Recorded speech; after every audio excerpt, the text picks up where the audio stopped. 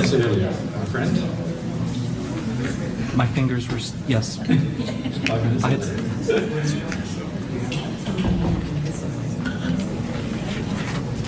And you're rushing with prone to error. I've noticed that. So don't rush. So don't rush.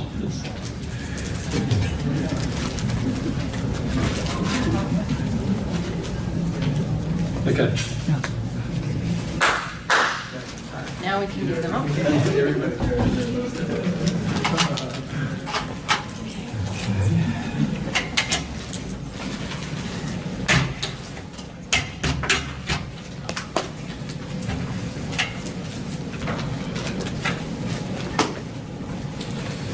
Okay. Well, we're just going to get sort of straight into the mediumship. There's been a group of spirits who have been waiting for a little while, since a few days ago, wanting to talk to us about one of those subjects. So we'll start with them. I think it will become plain in time as to who they are and what they do.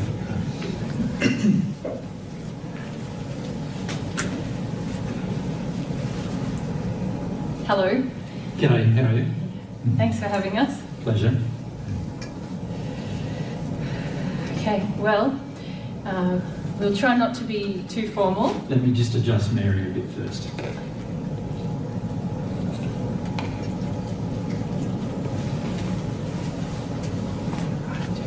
Yeah, I just need to adjust a little bit. It's just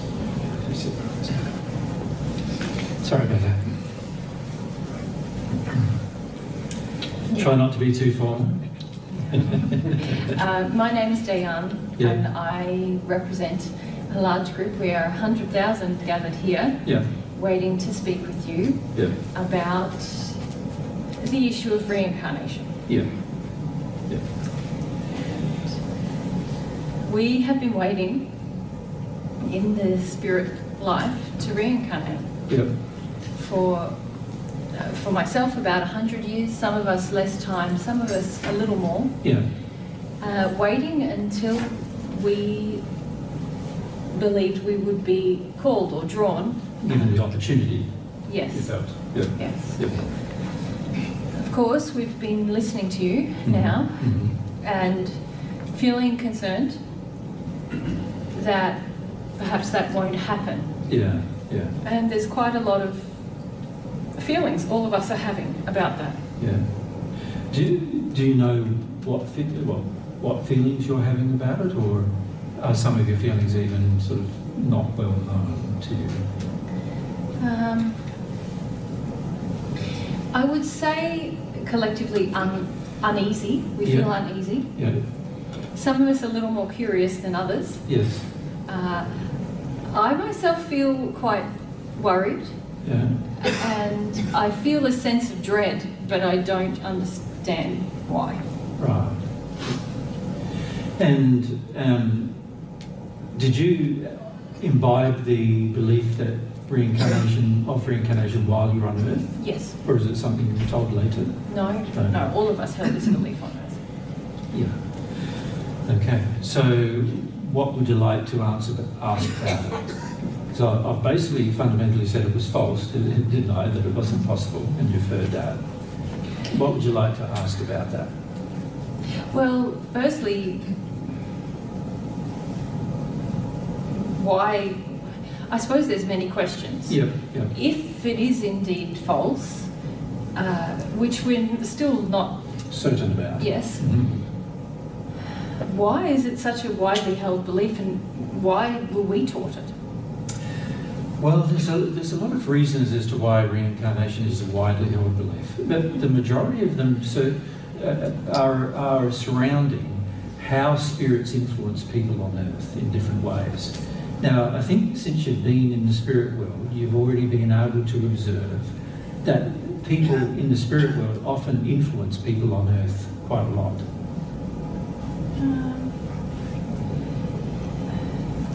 Yes. Well, I don't know if we really understand that well either. Right. Okay.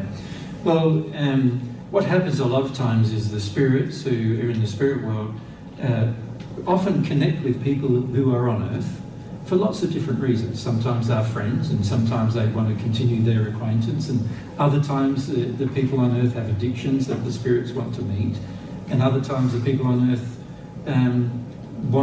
want to have an experience that's sort of outside of their normal experience, and spirits come along and help them have those other kinds of experiences. So can we understand a little more then? Yeah. And perhaps we can relate a little bit of what we've been doing. Yeah. So we've been in what we call a state of waiting. Yes. And we know that there is a place here for us where we're all gathered. Yes. Congregated waiting. Yes. And what are you waiting for? You say reincarnation, but there's specific things you've been taught to wait for? Well, not really. Right. Just that it would be sort of indicated to us that it was time to... Your turn to go, yes. sort of thing. Yes. Yeah. And is there somebody who's doing that for you? Like somebody... Well, it hasn't happened. No. But is there somebody making the choice that it's your turn to go? Have you met anybody who's doing that? No, but No. we are waiting for someone. Okay. So you've been waiting for someone to come along and say, right, now it's your turn to go. Mm-hmm. But you've never met that person who you're waiting for? No. No? No. Okay. No, we're still waiting. Yeah. And we are sort of aware of some people seeming to reincarnate. Yes, so maybe you can describe that. Well, that's... well, we see people drawn suddenly from where we are Yeah. to the earth. Yeah. And they seem to be with a new life. Yeah. And we thought that was... I mean, we haven't observed it closely because we're waiting. So you haven't sort of followed them to see what actually happened? No, I guess we know we can sort of view the earth Yes. from here and view Yeah. things happening. And so we do see people... Connecting to bodies? Yes. Yes. Children, babies. Yes. And so we think that that's... So when the baby was happening. born, or soon after the baby was born? Yes. And some spirits are going, connecting to that baby's body? Yes. Is what it appears to you Yes. to be? That's what it seems to be. Okay. That's why we have many questions. Mm. So one of our questions is... What's happening there? Yes. And they don't seem to be told by somebody. To go. No. That's right. And our part of our belief system is that it should be wait. indicated to us Yes. to go. Well, I'm glad that's a part of your belief system, actually, because if it wasn't, then you may have done what these other spirits have done, which would be even worse for you, actually. Okay. Right. So what these other spirits have done is that when a baby is first born, the baby is what's called in a condition of love that's in around about the fifth sphere condition of the spirit world. Now, you haven't learnt anything about the spirit world yet, but in the spirit world there are, you could call them areas that are separated by barriers, but the areas are different conditions of love. And the higher the condition of love, the more invisible the body becomes to you, unless that person shows their body to you.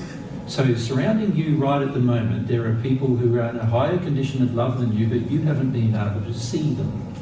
Are they going to tell us when? Well, I will show... the reason why they haven't come to you is because you're expecting them to come to you to tell you when to go. Yeah. But that's not why they're there. They're there to try to help you with the false belief about reincarnation. And because you believe that reincarnation is true, these spirits can't yet appear to you. But now that we've started the conversation, I'm going to ask them to appear to you.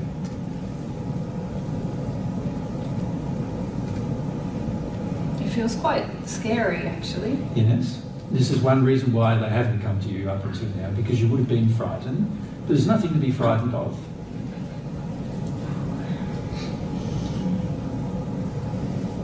I'll just give you a bit of time to adjust. Okay. Yeah. Can you see that? Can you feel them as people? They seem kindly. Yeah. Yes. So there's nothing to be frightened of. No. Okay. They've been there all the time without you seeing them. And the reason why you couldn't see them is because their condition of love is higher than your condition of love. And as a result, that means their bodies, their spirit bodies, are less able to be seen by you unless they show themselves to you. They don't seem as we would have called higher being to be. Yes, because you have a view of a higher being which is sort of like you feel they're special and to be honoured. Mm-hmm. And these people are not requesting that you honour them, are they? No. No, they're more like friends. Yes. Yes, and so if they had have appeared to you before, you see you probably wouldn't have listened to them anyway, because they just would have appeared like a friend. No. Yes. Right?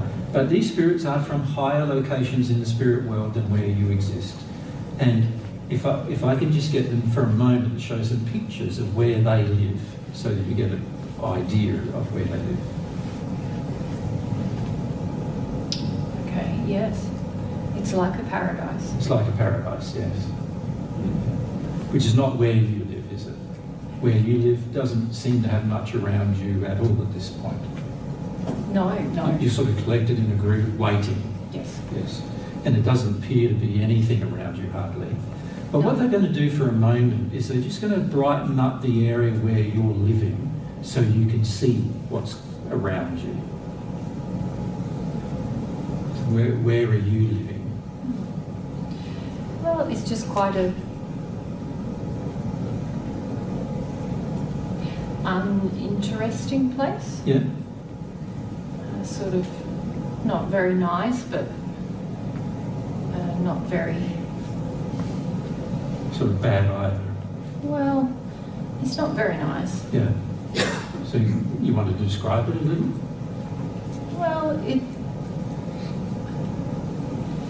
it's not that different to... Where you lived on that? Yes. Yeah. It's sort of a bit grubby. Yeah. When you say grubby, you like is there streets, is there homes, is there... No, it's more like an open place. Yes. An open landscape. Correct. It's a bit dusty and there's some rocks and Yeah. occasional... Occasional plant, but it doesn't look green. No. No.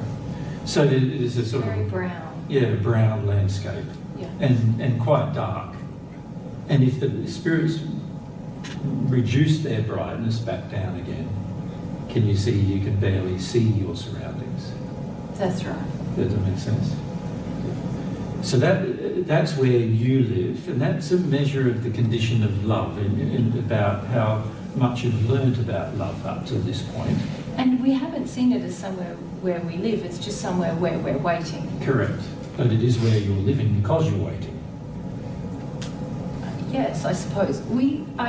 Our belief sort of says that this isn't really existence now we're in. We're just...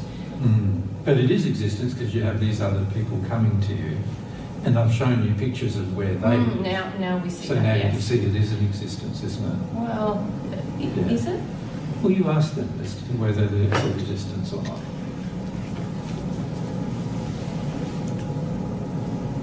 It's a little bit confusing for us. Yeah. So what are they saying to you?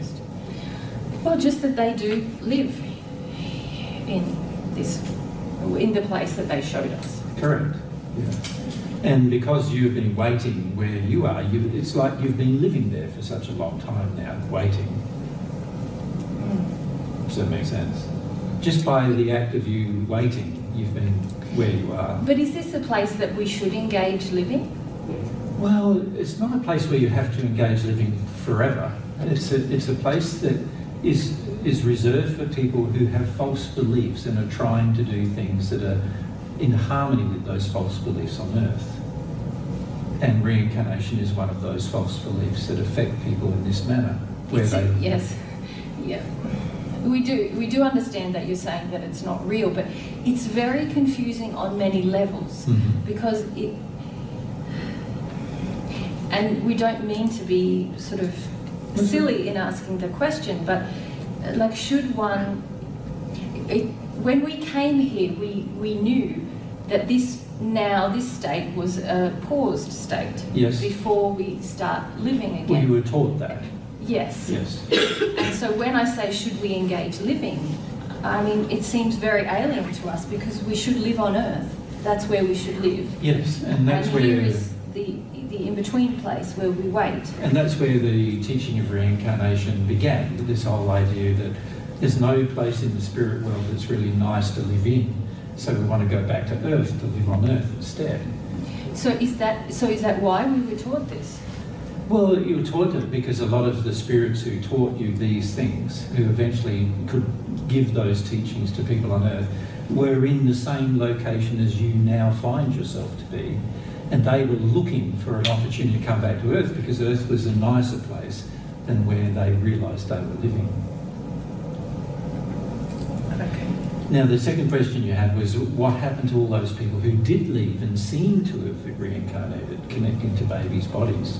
Yes. Well, what I'm going to do is I'm going to ask our spirit friends to explain that to you, because I'll explain it faster than I can.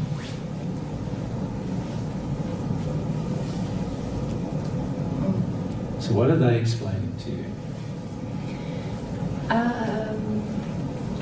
It's like they're pushing on the people on Earth. Correct. That they're not actually having a new life. That's right. That they are pushing their old self or their current self, should we call it? Yes, the self they've always had. Always been, the self they've always been. Onto the children. Correct. And the reason why they're doing it is they can't see that there's a soul connected to that child already. Can you see that? They couldn't see that the spirit body of the child is high in conditioning love, and that meant that they couldn't see the spirit body of the newly born child. So they thought that the body of the child was empty. There was nobody connected to it. So they thought, well, I'll connect to it then. And some of them didn't think about it. No, because they wanted to reincarnate. Yeah. They just wanted to be back on Earth. Yes, and they're saying and we knew that too. Yeah. They got tired of waiting. Tired of waiting for somebody to come along and tell them. Yes. Yeah. So then that's not reincarnation. No, that's what we would classify as spirit overcloaking or spirit influence. So then why were we taught this? We understand that, well, it's a lot of questions, let us try and be very clear about what we need to know. Okay. So if reincarnation doesn't exist at all, you're saying it never ever happens. Correct. Then, well, there's still two questions. Sure. The first is, why were we taught such a false thing? And many, many, many millions of us were taught this. Correct. And then, if it's not true, then so it's What is true? Yes, and does this mean that we are here forever? Should we disintegrate? Should we stop waiting? Should we? Is this is very boring. Yeah. What should we do instead? Yeah. Well, firstly, we need to say that what would be better for you is to progress to where these people who have come to visit you actually reside.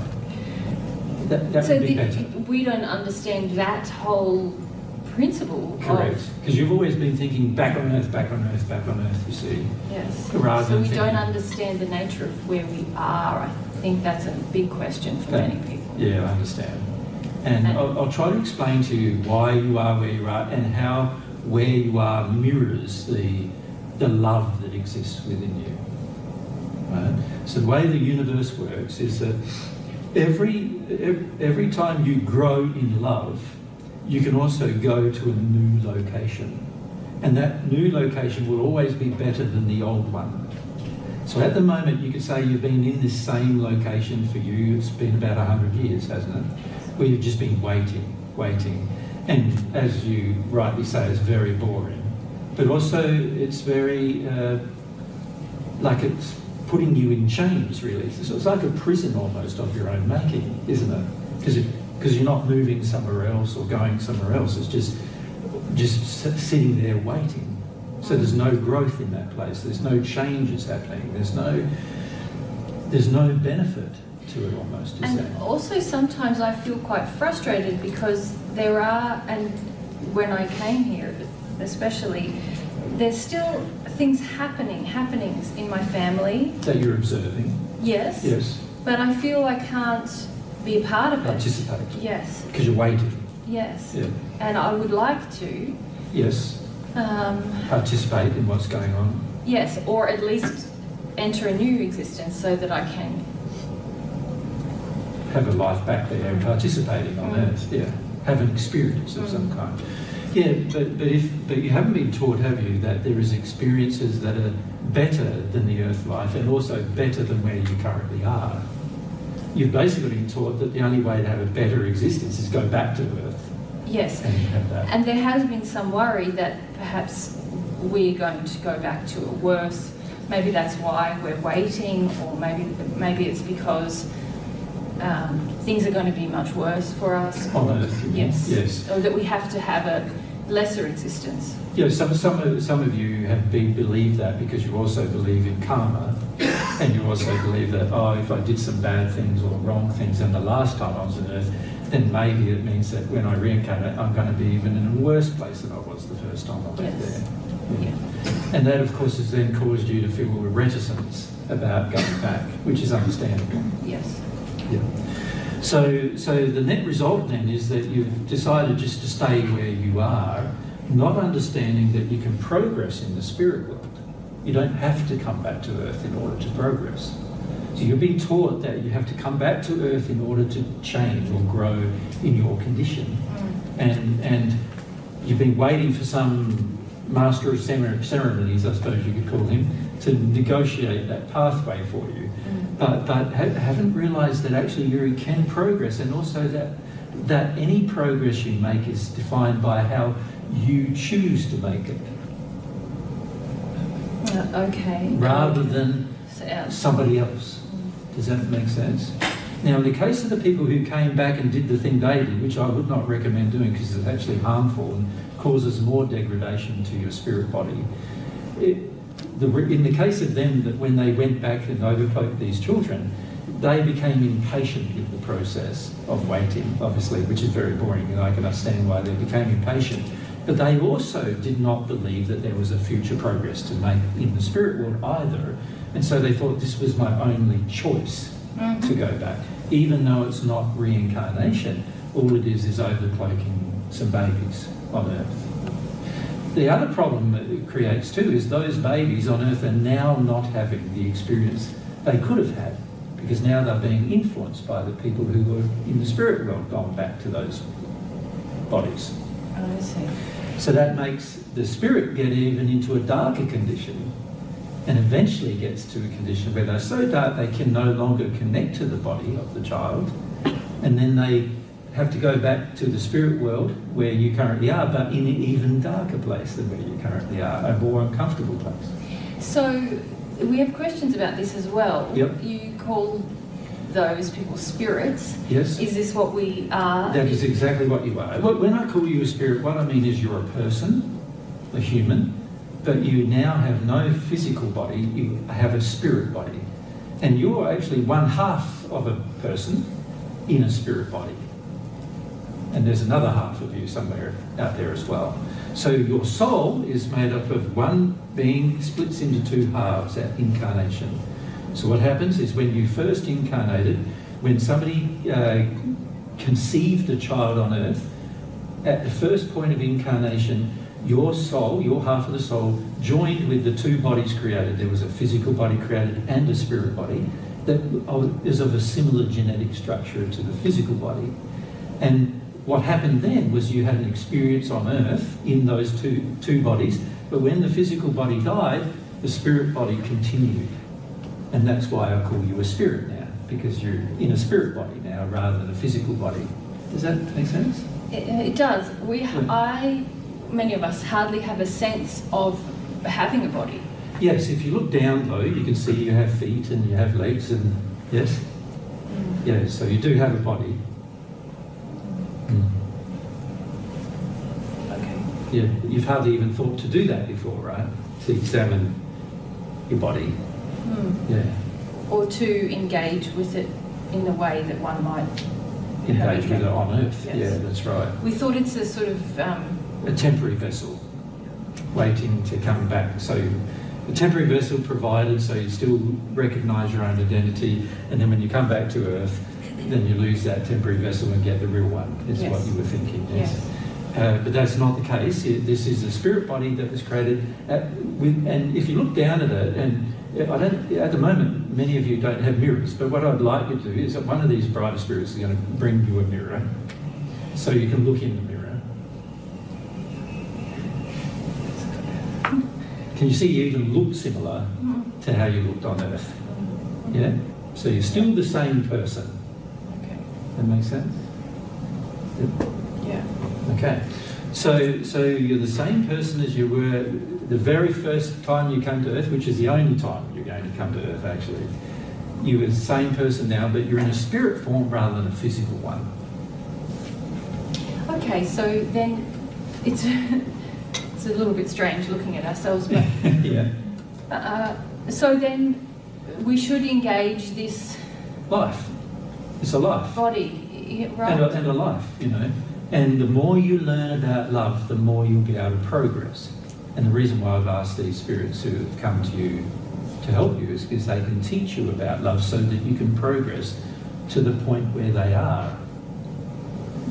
Does that make sense? It does. And it would be much better to be where they are than where you currently are. Because where you currently are, as you look out, you can see it's dark and desolate and you can hardly see things and everything's brown, there's not much greenery. You know, it's not very pleasant. But that's because of the condition of love. You see, one reason why you're where you are is because you've been stagnant in your development of love for over 100 years for you. Yeah. Does that make sense? So you haven't developed anything. No desires, no passions, no will have been developed to grow in love in any way over that time, and that's why you are where you are. If you choose to develop a will to grow in love and learn about love, then that will instantly place you in a better condition, and therefore a better location. Thank you so much. Does that make sense? Yeah. Yeah. So many of us very emotional now, the thought of... Being able to be in a better location. Yes. Yeah. And to live again. And to live again, yeah. Yeah, rather than just wait.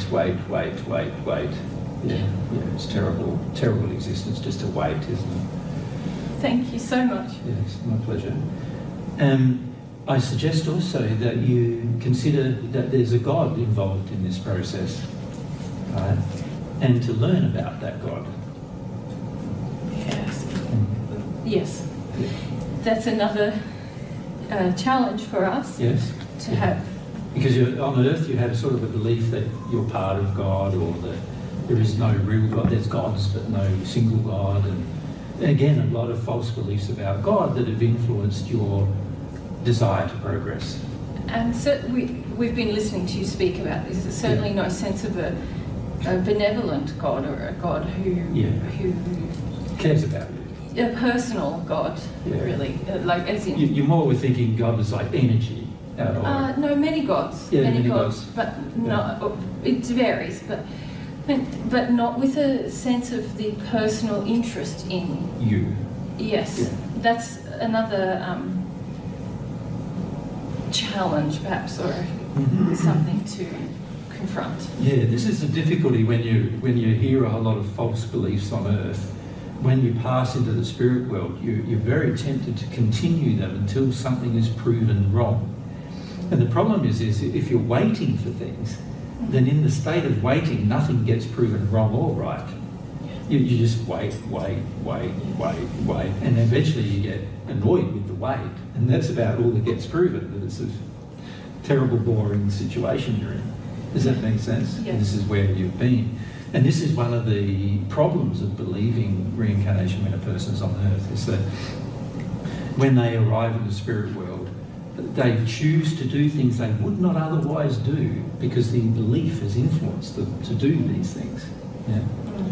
Whereas if you were taught something that was more truthful, which is when you arrive in the spirit world, you have a spirit body, and that person is still you, and you can choose to grow in love to new locations. Imagine how freeing, that feels freeing, doesn't it? Yeah, it does. Yeah. Yeah. Thank you.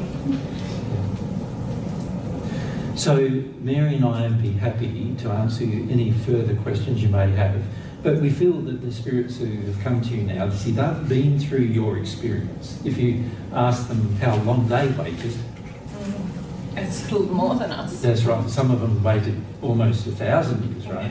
Yeah. So that's a long time to wait. Yeah. And they've got very bored, as you can imagine, waiting, still feeling or waiting for the universe to somehow send a messenger to them to get them to reincarnate. And so they've been through this terrible experience. They understand the feelings you're going to have. Does that make sense? Yeah. Yeah. And so they can help you with those feelings and help you progress to where you are as a result. Yes. I would say a lot of us feel quite a bit of shock right now. Yeah. And I understand that. we would very much like to seek more answers, perhaps from yourselves or from the others here. Yeah. Whenever you desire an answer, they'll come to you and answer your questions. Okay. And also, there'll be times when, obviously on Earth, Mary and I are doing other things too. Sometimes it's a bit hard to get an instant response from us, but wherever we feel you're around, we'll try to answer your questions too. So you won't be without assistance. Does that make sense? And all you need to do is call on the assistance and you'll receive something. Okay. Yeah. Thank you very much. Yeah, we'll just take some time now to... It was a pleasure to meet you, Diane. And so, and it's good that all of you as a group can now have some potential growth now, right? Have a life. That's wonderful. Yeah, there's quite a bit to adjust to. Yeah, and obviously there's going to be a bit of grief about how long you've waited and so forth to feel about as well. Yes. Yeah. And I'm sure many more questions, but yeah. It seems just to absorb this one new reality at a time. Yeah. Thank you. Thank you again. It's our pleasure.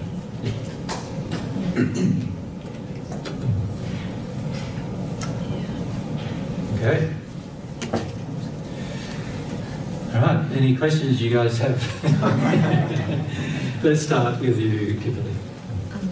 Why were they taught to believe in reincarnation? Why? Well, there's a lot of reasons why the belief began on Earth. It was a lot about spirits who arrived in the spirit world and found themselves to be in a location that they couldn't see. So when you arrive in a dark place in the spirit world, due to condition, what happens is that there's no one around you showing a light on your environment. So it's not like here where you can go up to the wall and turn on a light and then see where you are. So imagine we were in this room, but it was completely dark outside and inside, and so you don't even really know where you are now, do you? There's no sense of the location anymore. And so they're going, well, here where we are feels like nothing. It feels like we're nowhere. So the very first spirits who began this belief started going, I want to be back on Earth, right? And as soon as they had a feeling that they wanted to be back on Earth and they remembered people in their environment on Earth, they felt drawn back on Earth and they stayed there, but connected to the body of another baby. Now other spirits who then observed all of this happening started creating a belief around that occurrence. So they started to create a belief that said, this is what you do. You get out of these dark places that you can't see, that are sort of like living in a nothing space.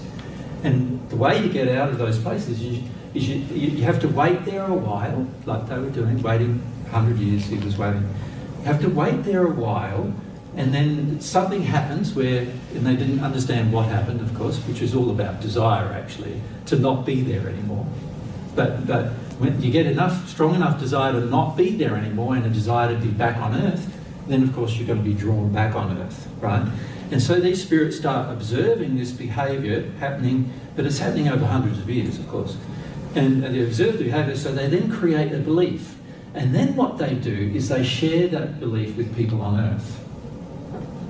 And they do that by connecting through their mind and transmitting a whole heap of information.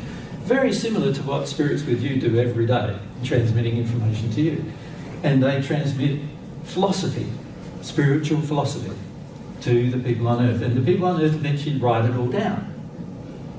And it becomes a religion, right? And then that religion gets taught to the next generation and the next generation and the next generation. And in some societies it gets taught firstly to a family group, but that family group over thousands of years grows and grows into a nation. And so it's now getting taught to a nation of people, not just a family group anymore. And so this is the history of many religions on earth.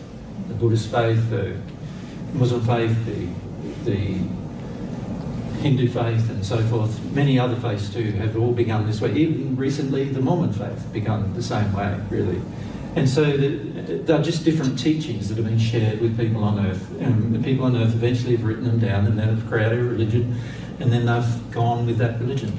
People they've influenced. Usually it started with family groups or family members and then grew over hundreds of years to be whole nations of people. So the spirits didn't know how to progress from where they were at, so No.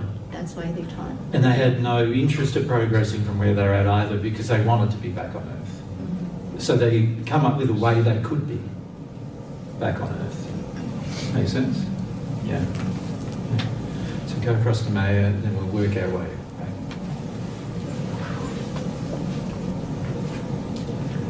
So do a group of spirits choose a representative to speak for them? Oftentimes, and sometimes when we get a group brought to us, our spirit friends organise them a bit to find a person who's the most directly spoken in the group. And sometimes there's a group of people and some of them don't feel very comfortable representing the rest of the group and so forth, and then there's others who are more outspoken and you could say more prone to be leaders. And so those particular persons are chosen by our spirit friends to talk to us first. So does that necessarily mean that they're in a higher condition of love, or No. it's just okay? It's just that they have a, you could say almost a more stronger personality trait or an injury, depending on where they're at, as to wanting to be or okay with being a representative. Not everyone who comes is okay with it so much, but they are the best selection. Coral yesterday kind of regretted her choice to do it because she had so many emotions come up. Correct, yeah. That some of the others weren't having come up, and she Yeah. said, but she had sort of. But in the end, she was the best choice. Yeah. Yesterday. So does that mean that that one individual or some of them immediately go to like a brighter place or a little bit better? Or Pretty much every one of that group has now gone to a brighter place. Not a lot brighter, but they're into a place where they can now see their environment, right? And now they're getting educated by some spirit friends, and they're very, of course, when you've been in a place like this for 100 years, in a place of stagnation, you're going to be, and you're shown that you can get out of it, you're going to be pretty passionate, right, about learning as much as you possibly can to get out of it. So they're like question, and feeling things as they go too, you know, because as I encourage them to do, you know, and the feelings come up naturally a lot of times, because you imagine you've been waiting for 100 years in a place, you haven't even known where you've been waiting. You've been waiting for someone to come along and sort of almost get you back to earth through a process, and you've been so obedient to that belief. But you imagine the emotions you're going to have realising that it was false. There's a lot of emotions that you have, and these people are experiencing those emotions now, having that emotional process, but every new thing they're getting presented causes another set of emotions for them to feel as well, because they realise they've been holding on to a lot of false beliefs. But it wasn't their fault. They were taught these things, and they were taught almost to sit around and wait. And in fact, a lot of countries where there is a large population on earth, such as India and places like that, often people are taught they've got to wait for somebody in authority to come to them and do something and tell them what they're allowed to do. There was various beliefs. We didn't go into it, but they were showing me like, and maybe some of our brothers and sisters who have a Hindu background can tell me, but also some of it was Buddhist, but some of them had like very concrete ideas about like that there would be almost like a particular high being who had already progressed beyond reincarnating. I don't know, but they were showing me all different things that they anticipated happening, and none of them were happening. Some of them thought that like should have a review guided by somebody, and then some of them thought that there was this special God, I guess, that was going to come and... In Hindu faith, there is a God of reincarnation, isn't Is there? From memory? Yeah, I don't know enough about it in this life, but and that there was going to be this special God who would then sort of usher them into the new existence, and none of those things were happening, and so they were like waiting. And most of these spirits were on the earth before the separation of the Indian continent. So before Pakistan separated from India, and before that time. May I ask one more? Yeah. Sorry. Do people, do they have a hard time recognizing themselves when they look in the mirror, since they're... Yeah, it's a bit tricky. It depends on the spirit. Because sometimes they've had 100 years of stagnation. So sometimes they don't look like they looked when they passed. So if they passed quite young on Earth, they would have remembered their physical body looked quite like in their 30s, let's say. But if they passed when they're in their 30s, unfortunately their spirit body would look like 70 or 80, right, based on the belief systems and the condition of the soul. And so they see an older version of themselves, and it takes a bit to get used to that. Like, it's like you, what's your age now, Maya? 24. 24. It's like you at 24 being shown a mirror right now, tomorrow, and you look 80. Do you know what I mean? Yes. How would that feel? It'd be pretty tricky, wouldn't it? It'd be like freaky. And what? You know, like, and this is the response most of them had, because it was sort of like, it's pretty tricky. So the ones who died of old age, there's hardly any difference between the bodies, and so they are able to sort of accept it easily. But the ones who died of when they were young, it's going to be pretty tricky, because it's like they're seeing an older version of themselves in the mirror for the very first time, not realising that that's how they actually have looked for the last 100 years.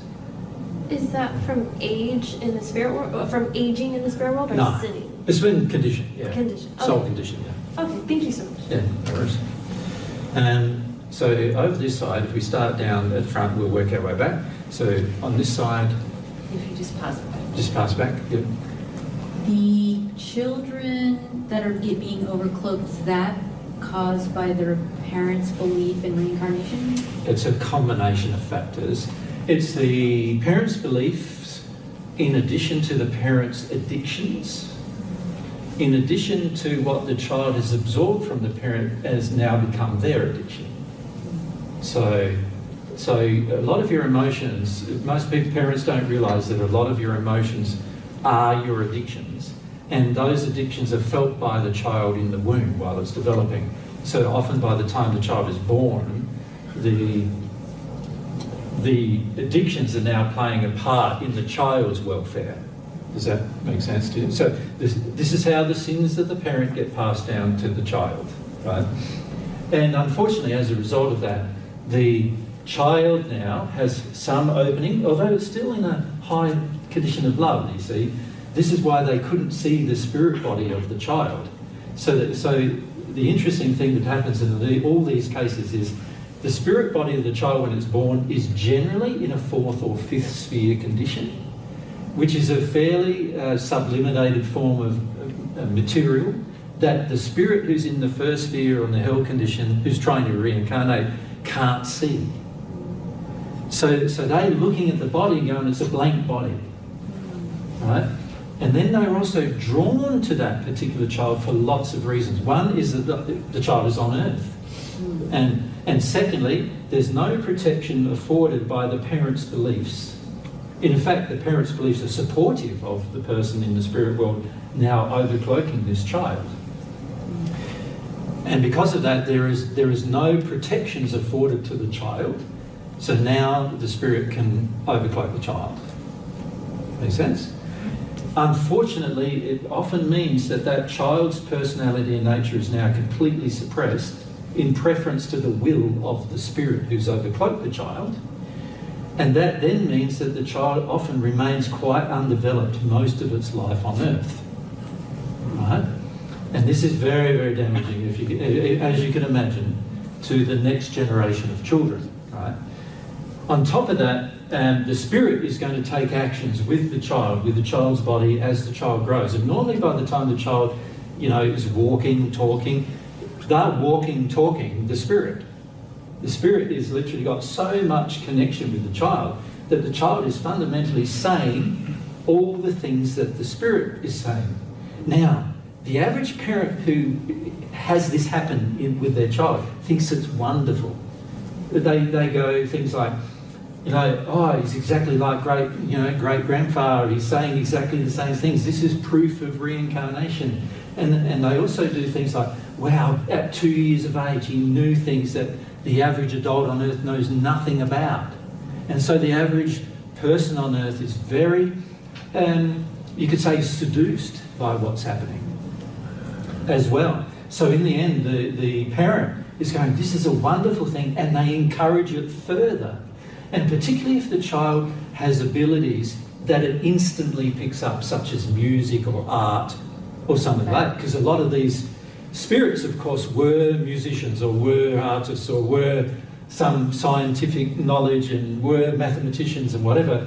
And now all of a sudden the child at 3 is writing mathematical formulas or playing a musical instrument and without being taught. And the average parent's going, wow, look at my child. Wow. Like, aren't I so fantastic having this child? It's so amazing, you know what I mean? And a lot of parents get so seduced by what's going on, which is actually so damaging to their little child. But they're seduced by the happening, the occurrence of all of the things surrounding the event, that they don't consider that it's all wrong, it's all bad for the child. And so at any point is the child able to recognize this when they're older, or? It's difficult. As the child develops its will, then some children break away from the influence. But when I say some, a lot of times they're educated in the same manner as the parents have been educated, and if the parents have been educated in reincarnation or have observed all this, they probably are going to believe more in reincarnation as a result. And so now there's a heavier influence on the child to believe such things. So a lot of times that means they also become quite addicted to the show of it all. So, and when I say the show of it all, it's like a circus show in a way, where the parent is so happy that this is happening to the child, that the child gets addicted to the feelings it's receiving from the parent about being so happy about what's happened to them. Yeah. Right?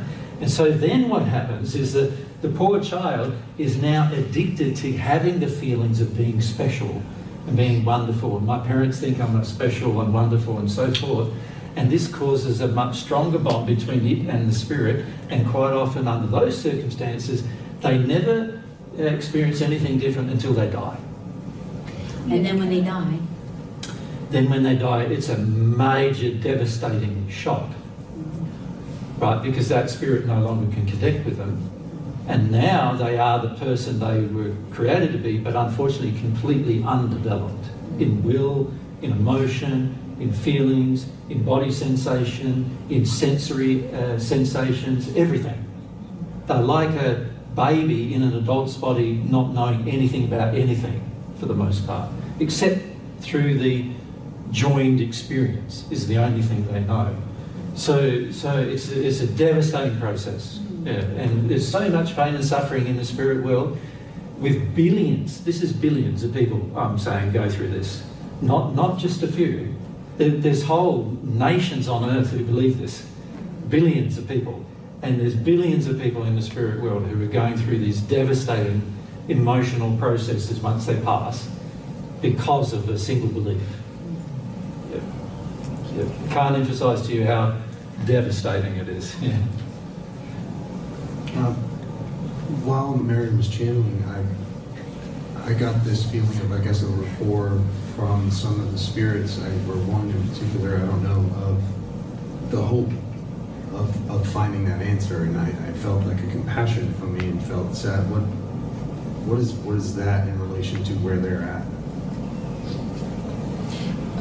You mean you just felt their feelings? Is that what you're saying? I guess maybe. I mean, I felt like a compassion, and I was happy for them, and that they found an answer. And Yeah, but why are you asking us about your personal emotional experience? Why not just have it? Yeah. If someone came along and told you that story in front of you, you'd probably have a similar reaction, wouldn't you? Yeah.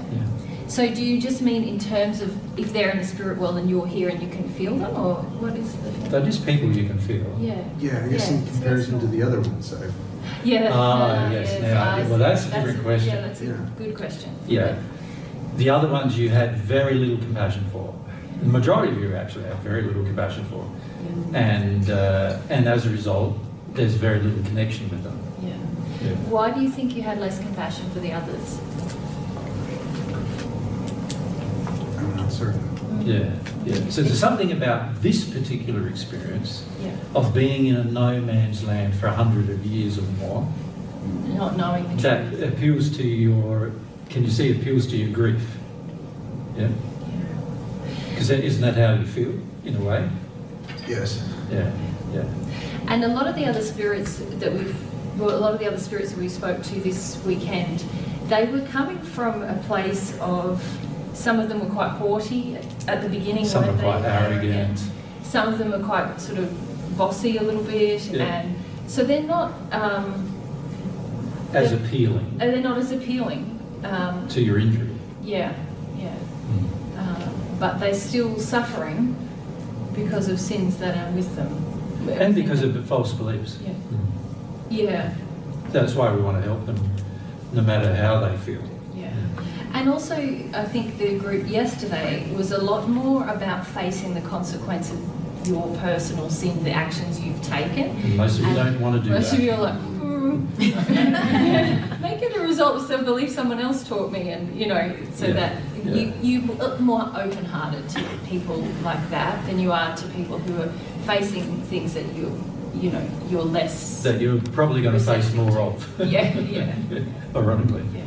Yeah. Makes sense? It's a good observation. Yeah, good observation. Yeah.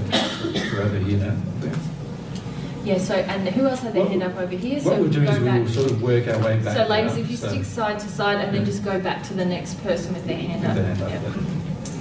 Two quick ones. One, does the spiritual body change and improve in condition just like the environment does as you grow and rise in love? Yes. Okay. And then what about this concept of like knowing a child's soul before it comes in? Yeah, completely false. And is that like spirits coming down and like trying to find a way in? Correct. Yes, correct. Yes. Very dangerous actually to the child. Yeah. It's quite tricky, and we've spoken to parents who are like, I felt their name, I was given their name before they were born. Yeah, not good. Not good. Someone is... And can often mean the person's been overcloaked their entire life. So there's something to look out for yourself. The parent or the child? No, the child. Yeah. Certainly a spirit with an interest in your child, trying to give them a name. So something to be... Yeah, sometimes it can be a familial spirit who's interested and just wants to give them a name. But that's rare. There's usually more interest than that, like personal interest in, I want this child to become like a mini-me, so that I can connect to the child and live my unlived life through the child. Yes. And, a lot of spirits pass in different condition and also different ages. Imagine you pass and you're in your early 20s. You'll feel like, I'm just starting my life. I've just got out of education.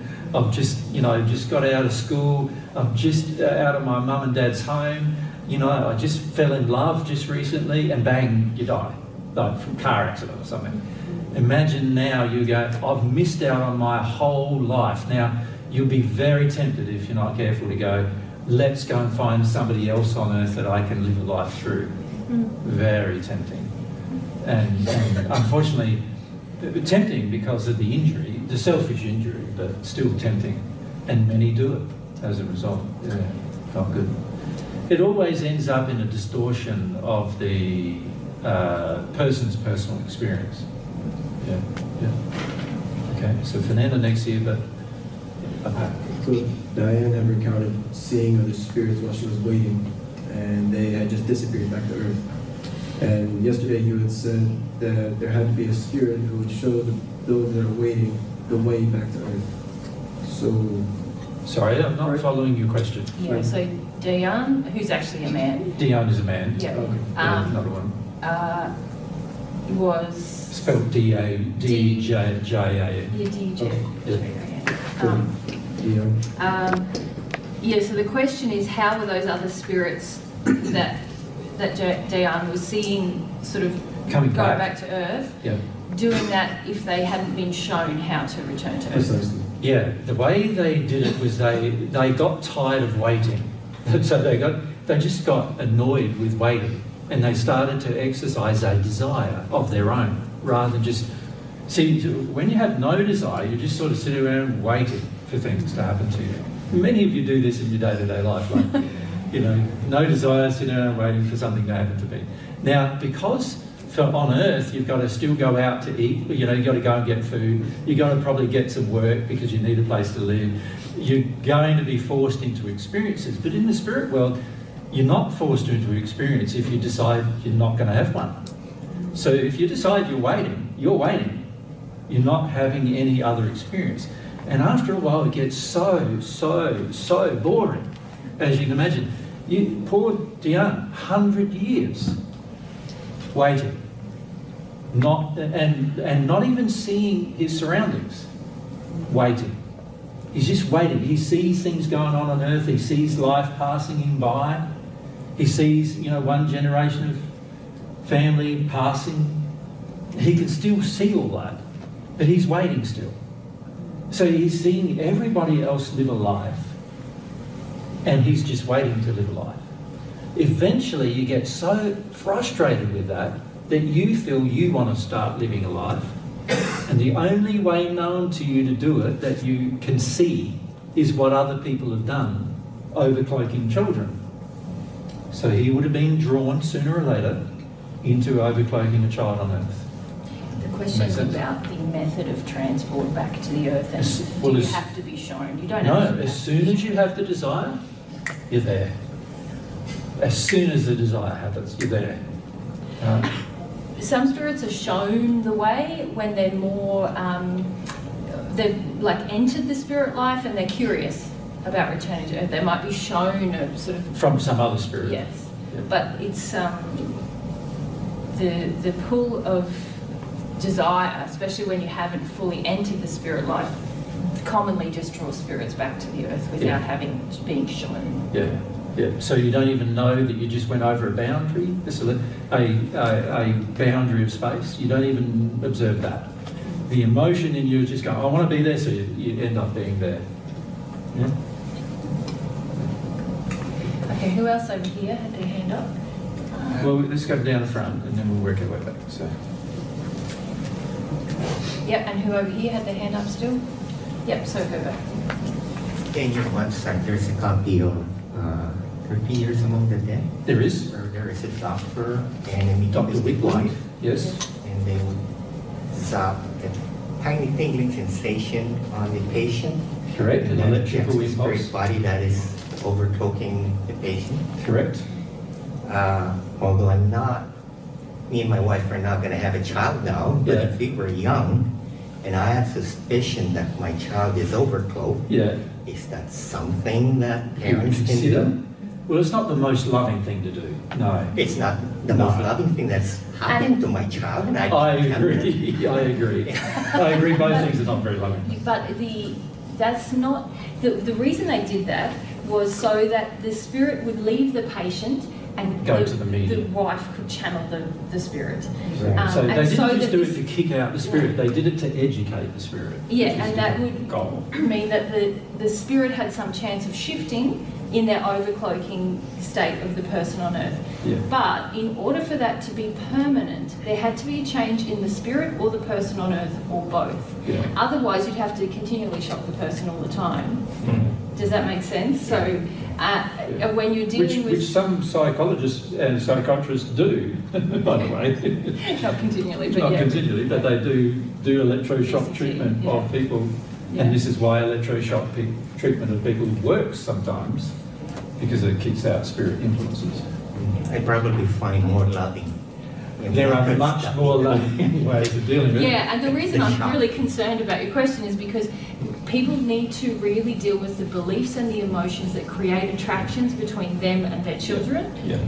Between spirits and their children, and them and spirits. That's That's the only way to lovingly deal with the situation, and also to permanently deal with the situation. Can we say something else though, that as Mary just pointed out too, the goal of Dr. Carl Whitman and his wife was to educate the spirit and also educate the person on earth. You see, the average person who considers shocking their child to get the spirit out is not concerned about the spirit at all. They don't care about the spirit at all. They just want to kick him out, you know what I mean? So that's not very loving to any spirit, is it? Just to kick him out, and then he's left in no man's land, waiting to reincarnate still. So what is he going to do? He's just going to find another child, and maybe even your child again. Yes. You know, because he can.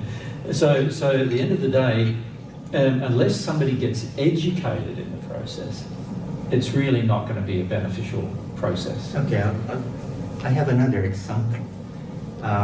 People have heard of exorcism. Even the Catholic faith religion has selected priests who's performing exorcisms. Yes. To kick, like obviously the patient is like kind of expressing devilish behavior, and that's what they'd like to eject out of that. Correct. Yes. So do you want to know what's happening there? Well, I know what's happening, but well, maybe you don't actually. Maybe you don't. I know it's a bad spirit. Well, it's worse than that. Oh, okay. It's worse than that. Unfortunately,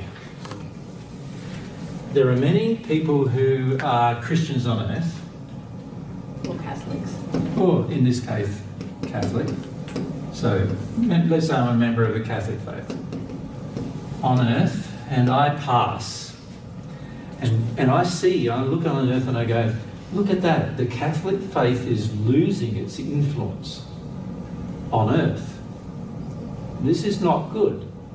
My faith is the best faith, and it's losing influence on earth. What things can I do to encourage people on earth to see that my faith is true and real and actually works?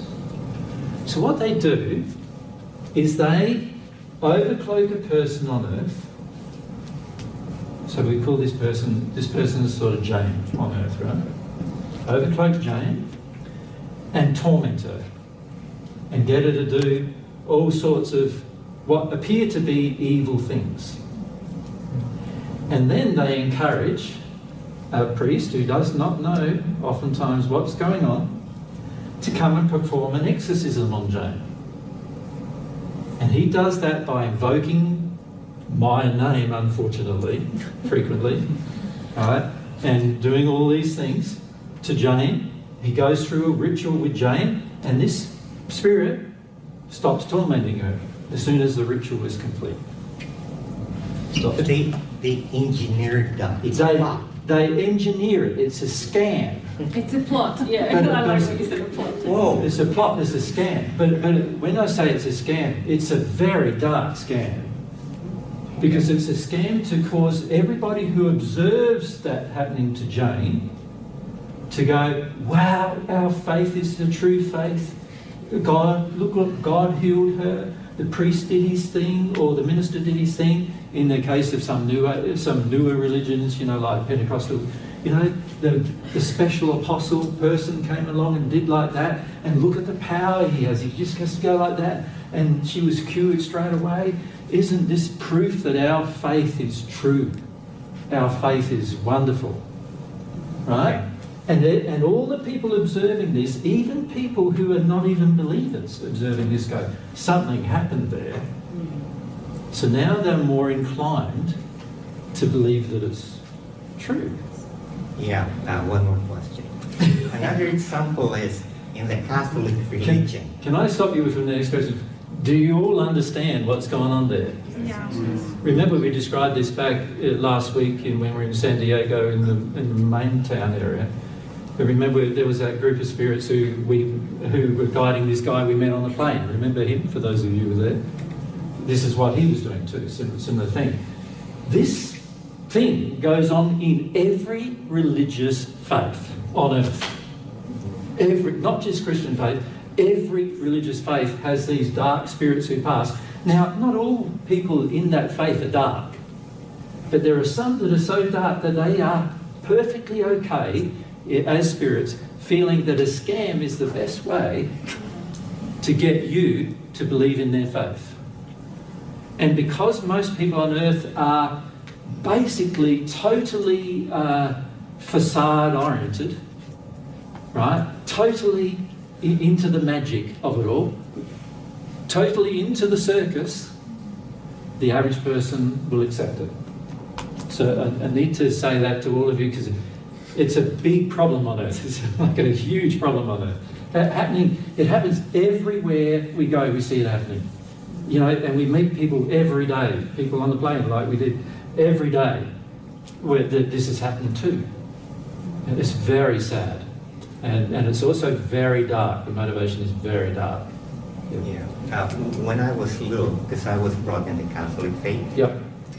I would say the rosary because that's what the teaching I got from being brought in a Catholic school. And there's a religion class, and there are sisters that teach us. That's right. Pray the rosary. That's right. And when I was older, I researched this a lot. Yeah.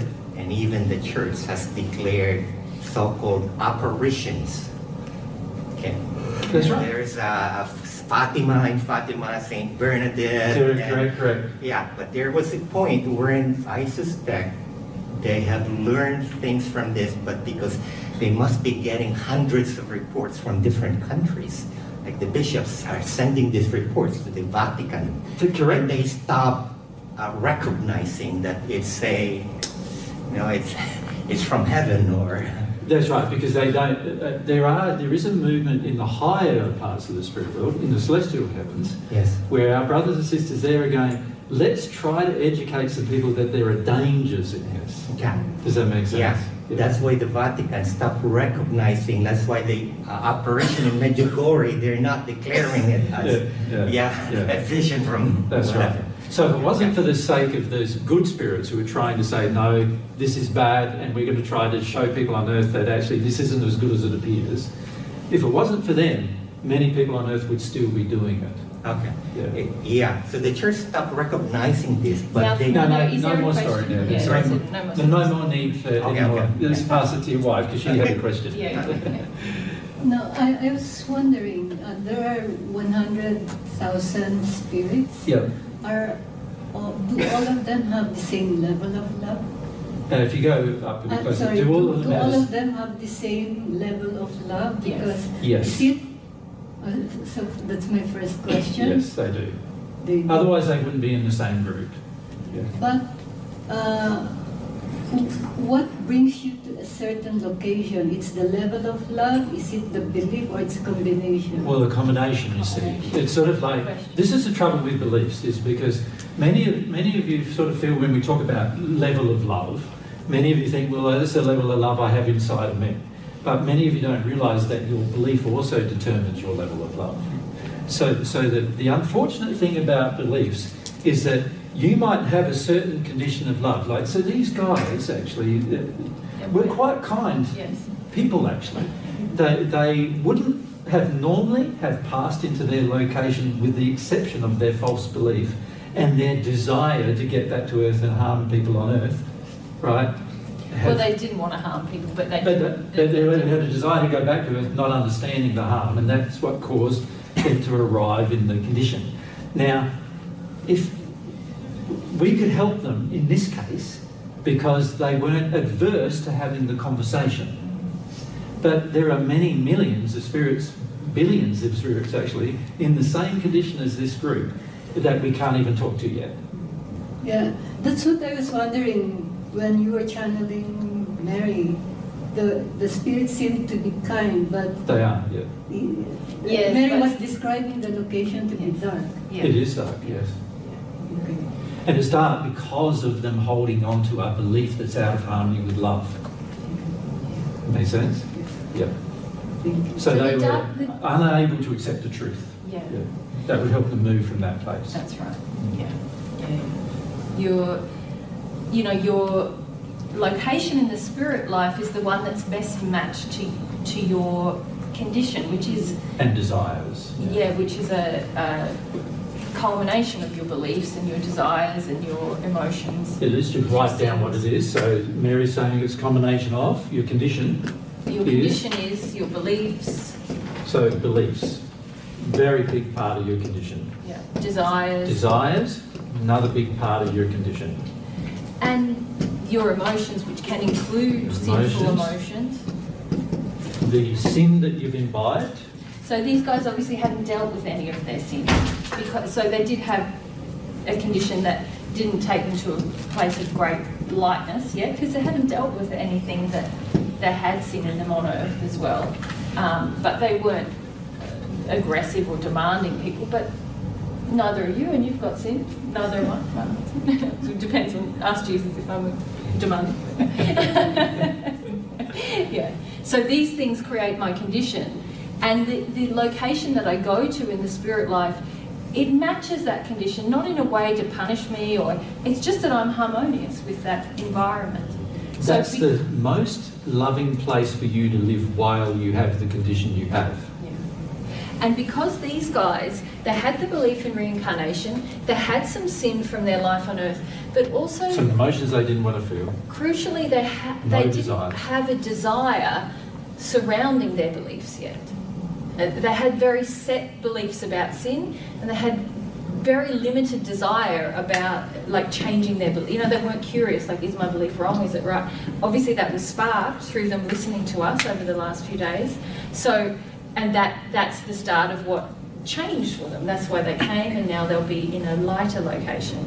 But there's many people in the spirit world who are in places of sort of greyness or darkness, or nothing's very interesting, but that's because in their life on earth they haven't been very interested in anything.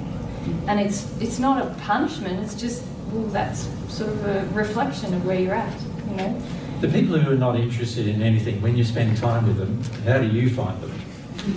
They're pretty boring, aren't they? It's like everything's ho-hum and everything's just like, if you raise any subject, they're not interested in any real subject. They're not doing anything with their lives. Yeah. Like, oh, what did you do? Oh, this nothing. Yeah, a lot of video games are like that, right? All they're interested in is video games, and that's basically it, and nothing else. And so in the end, you can see that if you've got a primary interest in something that isn't available to you in the spirit world, and you've got no other interest, you're going to be pretty boring when you hit the spirit world, and therefore in a pretty dark condition in terms of your beliefs will determine to a large degree what you choose to then do. Yeah. So I'm a video gamer on Earth. I die in my 30s. I like my video games. I'm addicted to them. They distract me from life. I'm not really living a life while I'm playing my video games. So I die. Who am I going to look for on Earth? I'm going to look for a gamer, overcloaking, making a really good gamer. And this happens, by the way. This is not a joke. This is like some guys who become like world famous gamers are totally overcloaked. At least what they play the game. Well, they play the games in particular. Yeah. Same goes with a Formula One driver or a sportsman of some kind, or oftentimes totally overcloaked by some spirits who that's how they wanted to live their life on Earth, and they didn't get to, so they're overcloaking someone who has those abilities now. Yeah. Okay, we're over here somewhere. Steve, isn't it? Yeah. This is a question about the human soul as opposed to the, is that okay to ask? Yeah. The medium stuff? Okay. You said that there's, so you have your soul and then you have your two bodies, and they are connected through the silver cord to the spirit body, and then you said there was like a golden cord connecting to the soul. Yep. And I've also heard you say that there's like an energy transfer between the two halves of the soul Yep. that happens without them knowing. Yep. Is there a cord that connects your half of soul to the other half of your soul, like there are the cords for all this other, like the bodies and stuff? Why would there be a cord when you're actually half? Oh, I don't know, because I was just, because there's I've heard you talk about a lot of cords, like the Holy Spirit. Like a power cord that plugs you Cords in. are Connections everywhere. Cords Yeah, are for appendages. But Okay. in the It's spirit world, quite- that's not, it's not entire, like, in the spirit world, you can, there is like a faint connection, again, depending on your condition and desire, or connecting you to your, so it's not a cord, but it is. No, do I you disagree with Mary completely. Okay, Yeah, so- yeah, what you're going to say. The reality is the two halves of the soul are joined to each other. They're not separated at all, right? But they are separated. So what I'm saying there is they're not separated in a. They exist in the soul space. In a dimension completely different from the spiritual dimension and the physical one. They are joined as a whole unit in that dimension permanently.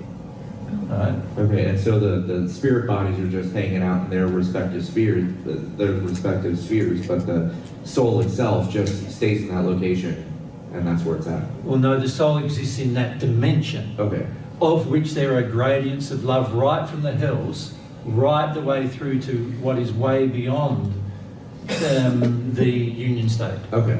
You understand? Yeah, yeah. But it's in a different dimension. Yeah, yeah. Now, so it's hard to describe these dimensional things to you when humans are not used to thinking of things in dimensions at all. We're used to seeing things and thinking of things in a very finite way. So this soul exists in the dimension that contains souls, and it's always there.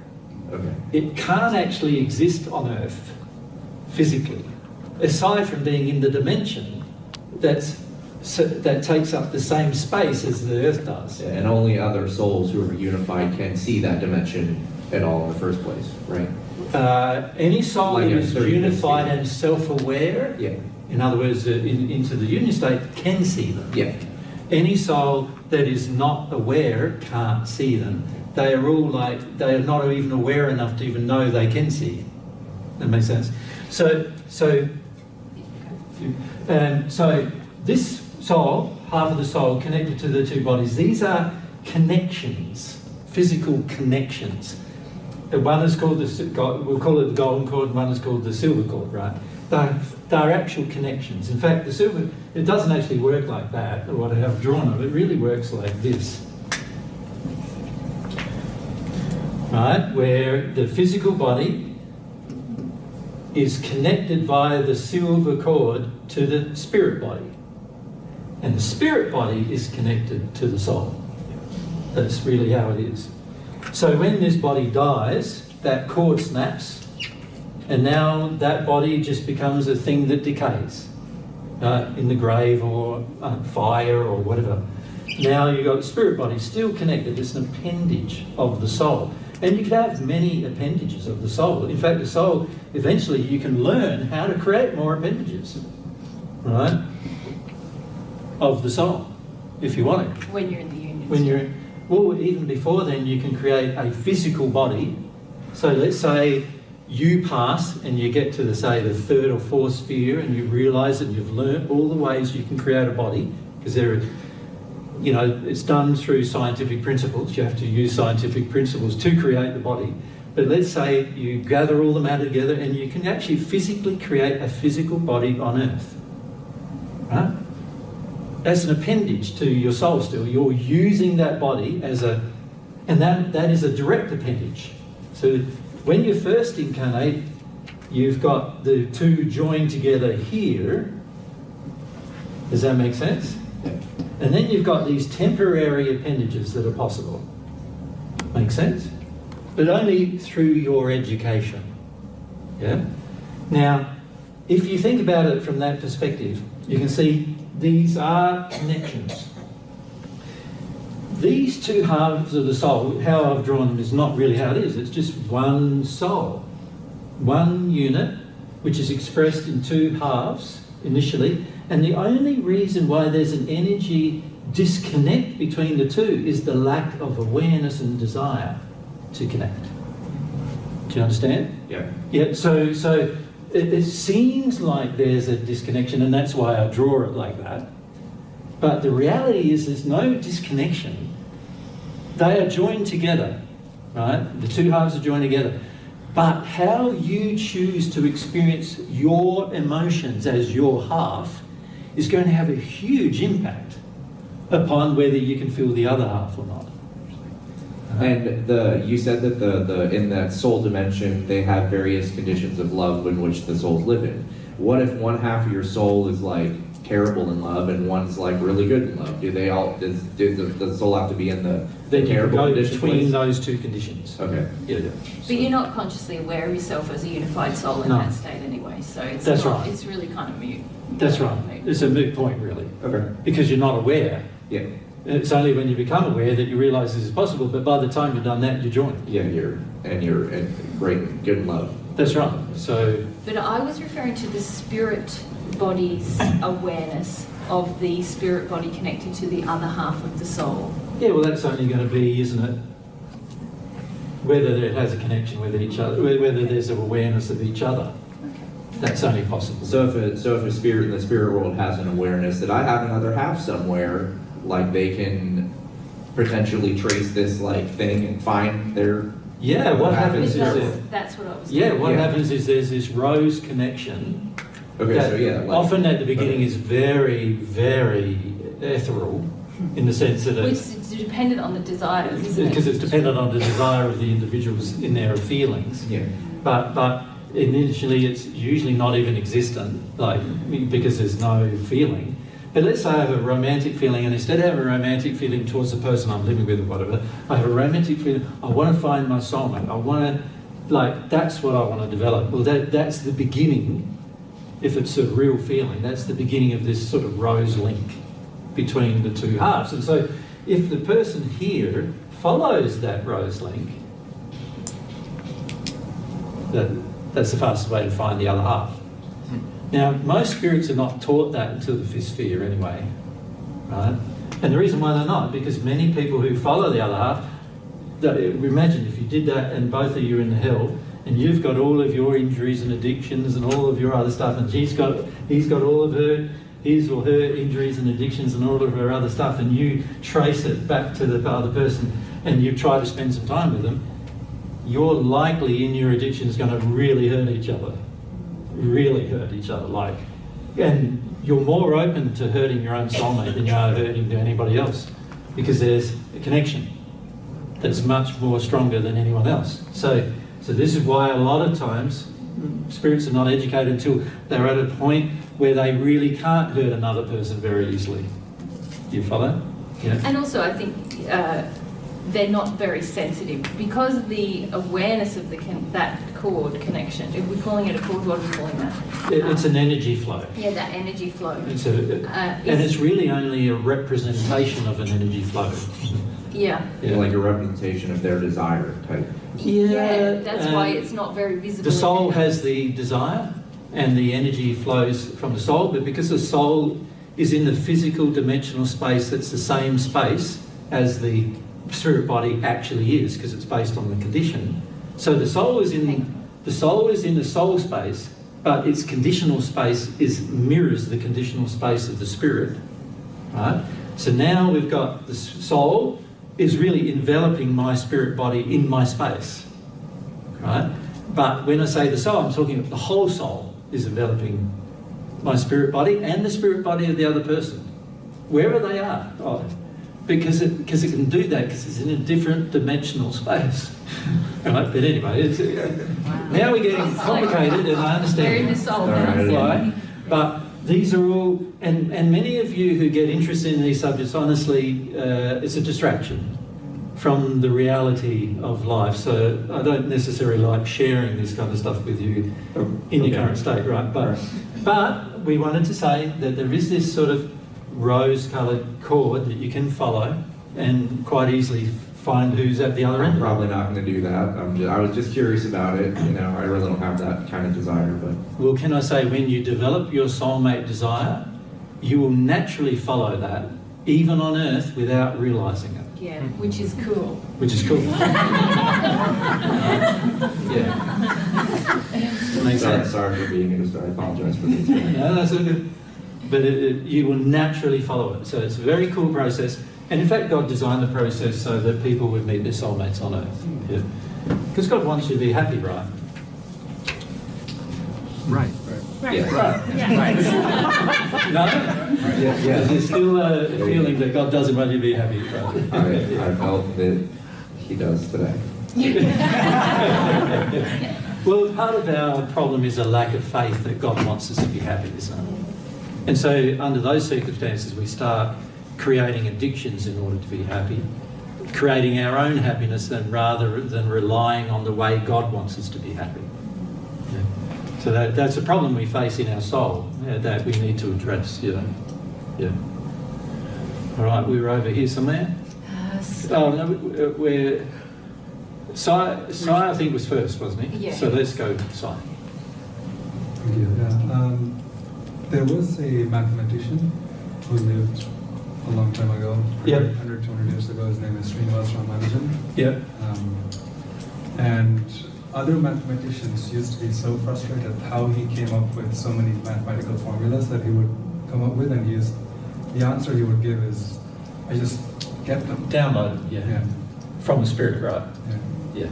So that makes me wonder if most of the innovations that happen on the Earth, like Albert Einstein coming up with E is equal to MC squared, and yes, but but some of them were overcloaked completely, and some of them were just spirit mates who could share information with him. In the case of Albert, he had some spirit mates who inspired him to come up with thoughts. In the case with other ones, particularly ones relating to Eastern philosophies, who brought up in Eastern philosophies, a lot of times it's a complete overcloaking, where the mathematician in the spirit world says, I can overcloak this guy and I can pass down a whole lot of information through overcloaking this guy. However, there are some limitations spiritually that the law places upon them doing this. And this is why some things are not getting passed to Earth. Now, there's certain things that will not be passed to Earth and can never be until the condition of Earth increases. And then there's other things that are far less impact and therefore can be passed. And those things are governed by God's laws, actually, as to which one can be passed given the condition, the global condition of Earth. Yeah. But substantially, if you're a mathematician or you're a doctor or you're a scientist or you're a physicist or you're a chemist or you're even an engineer or even someone who just fabricates metalwork or whatever, and many times these people are, as you're doing your work, as you're doing your art, you are influenced by spirits around you in a certain direction because you're open to that kind of influence. So I find it quite amusing that all these scientists who believe there's no God and there's no spirit world are actually often getting influenced by the very thing they say there is none of. And it's quite amusing sometimes to observe, because you go, wow, that man there doesn't even believe in an afterlife or anything, and yet there's a spirit there influencing what, and you can observe it, you know, and when you're a spirit you can see the influences and observe the influences. Yeah, I think Elon Musk currently also says the same thing. I cannot stop it. I cannot. Yeah, no, he's a very influenced man. Very influenced. Not very well influenced either. Yeah, very darkly influenced. I have one more question. Yep. Probably a small one. When you call upon someone to show themselves to these spirits, yep, is that like an instant communication to them, or how does that work? Yep. Yep. The way it works is that I have a desire to help them, and I've got some spirit friends in the spirit world who organise the type of spirits that I'm desiring to help. And in this case, it's very easy to tell because, you know, obviously for the most part, it's going to be ones who are going through or have gone through the same experience, because they are going to have the most compassion for the experience of the people and also be able to give them the most help. So our spirit friends organise those people for me, and then when I say for them to appear, then they appear. Now, just one thing to bear in mind in all that, frequently they're already there, around the spirits already. And all I'm doing is asking them to show themselves. And the reason why they're already there is because they already feel drawn by God, actually, and by love. They feel drawn to help those kind of people who have experienced the same kind of heartaches that they personally have had. And so they're already there, but they don't, in this case of the group of spirits around Dijon, if they showed themselves, there would have been a whole heap of misinterpretations of what the spirits who Dijon and his group would have thought they were. And then when those spirits didn't give them the result that Dijon wanted, or the group of spirits with him wanted, in other words, arbitrating a connection with somebody on earth, and that's what they wanted, and these spirits wouldn't have done that for them, they would have been even more disappointed without knowing anything about. They wouldn't have asked the question about what to do about it or how to deal with that or anything like that. And so it would have been even potentially more dangerous to show themselves unless there's some person facilitating that process. So this is one of the benefits of Mira and I being on Earth, is that we can start to facilitate these processes where that in a more rapid way than would otherwise happen if it was just happening based on desire of the individuals. Right? Yep. And so we're, should we go right up the back and then so Justin, if you can just sort of stay with the mic, I know. Sorry. Same with Kim, Okay, so this goes back to like spirit overcloak and with the exorcism and everything. Yep. Not to sound like harsh on spirits or anything like that, but aren't there better things to do? Well, in their mind, no, Jack. So it's the sad thing is that many spirits are addicted to their belief systems, and they don't care whether they're true or false even half the time. They're just addicted to the belief system because the belief system gives them feelings that they feel they must have, just like an addiction to a drug. Yeah. It's sort of like, can you imagine a celestial spirit like looking down on the earth with a slightly different attitude, but saying something similar, like looking at all the humans, like looking at their phones and, going, like, I don't know, to the rugby and eating fish and chips, and like, they're like, isn't there better things to do? Like, why do these guys just do that? They don't do that, obviously. Can you see that your judgment of what is better is based upon your preferences? Yeah. Like for some people, that's like the ideal thing to do, is to like meet all your addictions, if you like. And so it's not that dissimilar when you become a spirit. And often you've got more emotional charge to your addictions, and also a lot of times... It's like we discussed yesterday, wasn't it? The addictions are so powerful and so emotional that you can't even hardly think about them. You just want them. Yeah. And if you're really hesitant to enter the spirit life, then you can become... It's sort of like... I don't know if this has ever happened to you in your life where something really tough is happening, like say you've passed and you've got to enter the spirit world, but you're like, I don't really want to deal with any of this. I know I've got a great new cause. This is what I'm going to do. And it's a huge distraction from what you really need to deal with. Yeah. So a lot of times spirits get into that trap as well. They want distraction, they want addiction, they feel like I'm righteously preserving the Catholic faith on earth, that kind of thing. And you remember last week, what was the spirit's name who was a Christian man who lived a life? Henri, that's right. And remember, he'd been brought up to believe that he was doing God's will. So a lot of them also believe that they're doing God's will, or they're doing a universal favour for somebody as well, even though it's the false belief. A lot of them believe that too, that that's their mission in life. And many of you even come to us sometimes saying, what is my mission? And we go, whoa, it's like, now we're like, you're going to wait for somebody else to tell you what your mission is. And then also, isn't it a bit strange to have a mission? No, you have a life, not a mission. You have a life that you're going to choose to live, and hopefully that life is going to be forever expanding in its capacity and what you're going to experience, right? But not a mission that you're so focused on one thing that you do it at the expense of everything else. Yeah. And the other thing is, Cheng, is that a lot of spirits don't have any faith that there is anything better to do. Yeah. Gotcha. Which is similar to a lot of people on Earth as well, isn't it? They're like, Yeah. well, there is nothing better than this is what I do. And so that's how these things end up happening. You do what you see, and if you can't see, then you won't do. Just like here. Just like here, yeah. You do what you see. You do what's introduced to you. What you see and what is attractive to you. So some of the things that are actually attractive to you guys, you haven't even seen yet, right? Even on Earth, you haven't even seen them yet, you know. But also on top of that, from a spiritual perspective, when you enter the spirit world, you can't even see. Like, you physically can't see things that you don't want to see. So if you don't want to see where you live, you won't see where you live. You'll be just in a place of dark, place where you can't even see what the surroundings are. This is why we try to educate you guys so much about the importance of connecting to your emotional will and your desires, because that will govern your whole future, whether you're on Earth or in the spirit world. And in the spirit world, it's even more pronounced, you know. Like, part of Dan's problem was that he was so kind of engrossed in the idea that he wasn't in a life, you know, he was just waiting for the next life, that he'd hardly even examined the fact that he had a physical body, and yet he'd had it for 100 years.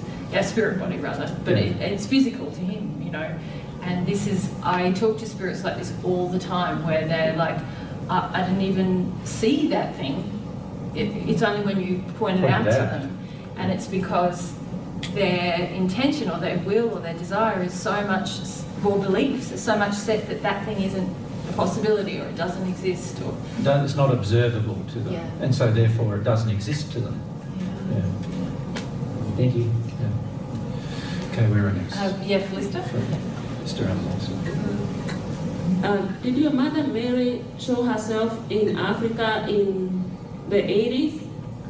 Because some people say that she...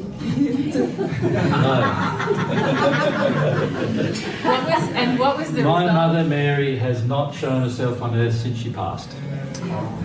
But can you sort of see why a spirit might have appeared to try to appear as Mary on the Earth? Yeah. Can you see why Happens that all the time. would happen? What was the effect of it happening? I have heard stories that she came to warn people against the Rwanda genocide that happened in the 90s. Yeah. There were certainly spirits who came to warn people about the potential of what was going to occur. Certainly. Spirits who were well-meaning, you know. Yeah, but a lot of times it's the interpretation of the people on Earth as to whether the identity of them, you know. And so if they appear, so let's say I have a feeling inside of myself or a concept of what my mother looked like, you know. So I'm talking specifically about my mother Mary, not Mary, not my wife Mary Magdalene, but my mother Mary. If I have a concept in me of that person, and a person similar to that appears to me, can you see I'm probably going to interpret that it was that person? Yeah. Even if it wasn't. Yeah. So as a lot of my friends from the first century have never appeared on Earth since passing on Earth, and I've only ever done it once myself, which was as soon as I passed. Thank you. Does that make sense? So as soon as I passed in the first century, I did appear to people for the next nearly 40 days on Earth. Now, I also went to the spirit world and did other things in the spirit world. I also went through all the hells as well, talking to people about the truth in the hells.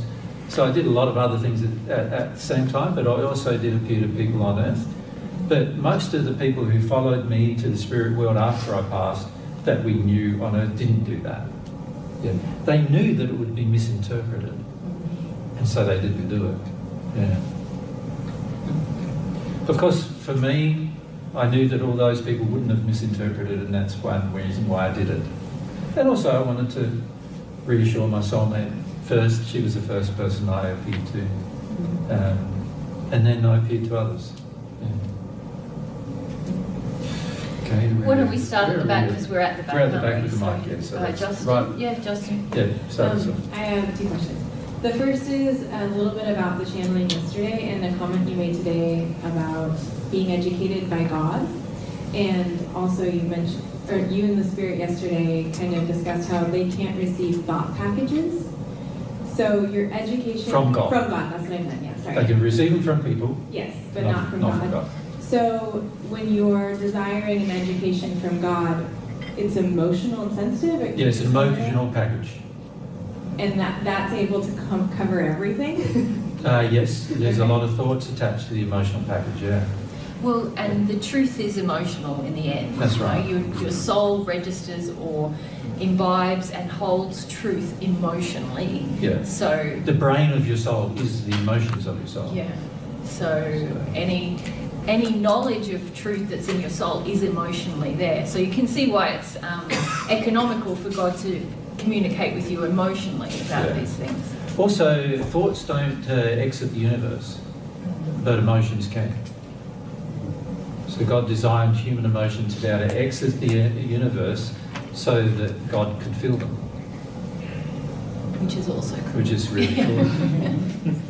And He didn't design thoughts to exit the universe. So that's why any thought you have that's a prayer will not reach God. Because it physically can't reach God. God knows what your thoughts are, He can read them. But the thoughts don't reach God in the sense that actually enter God's mind. Because the mind of God is His emotions too.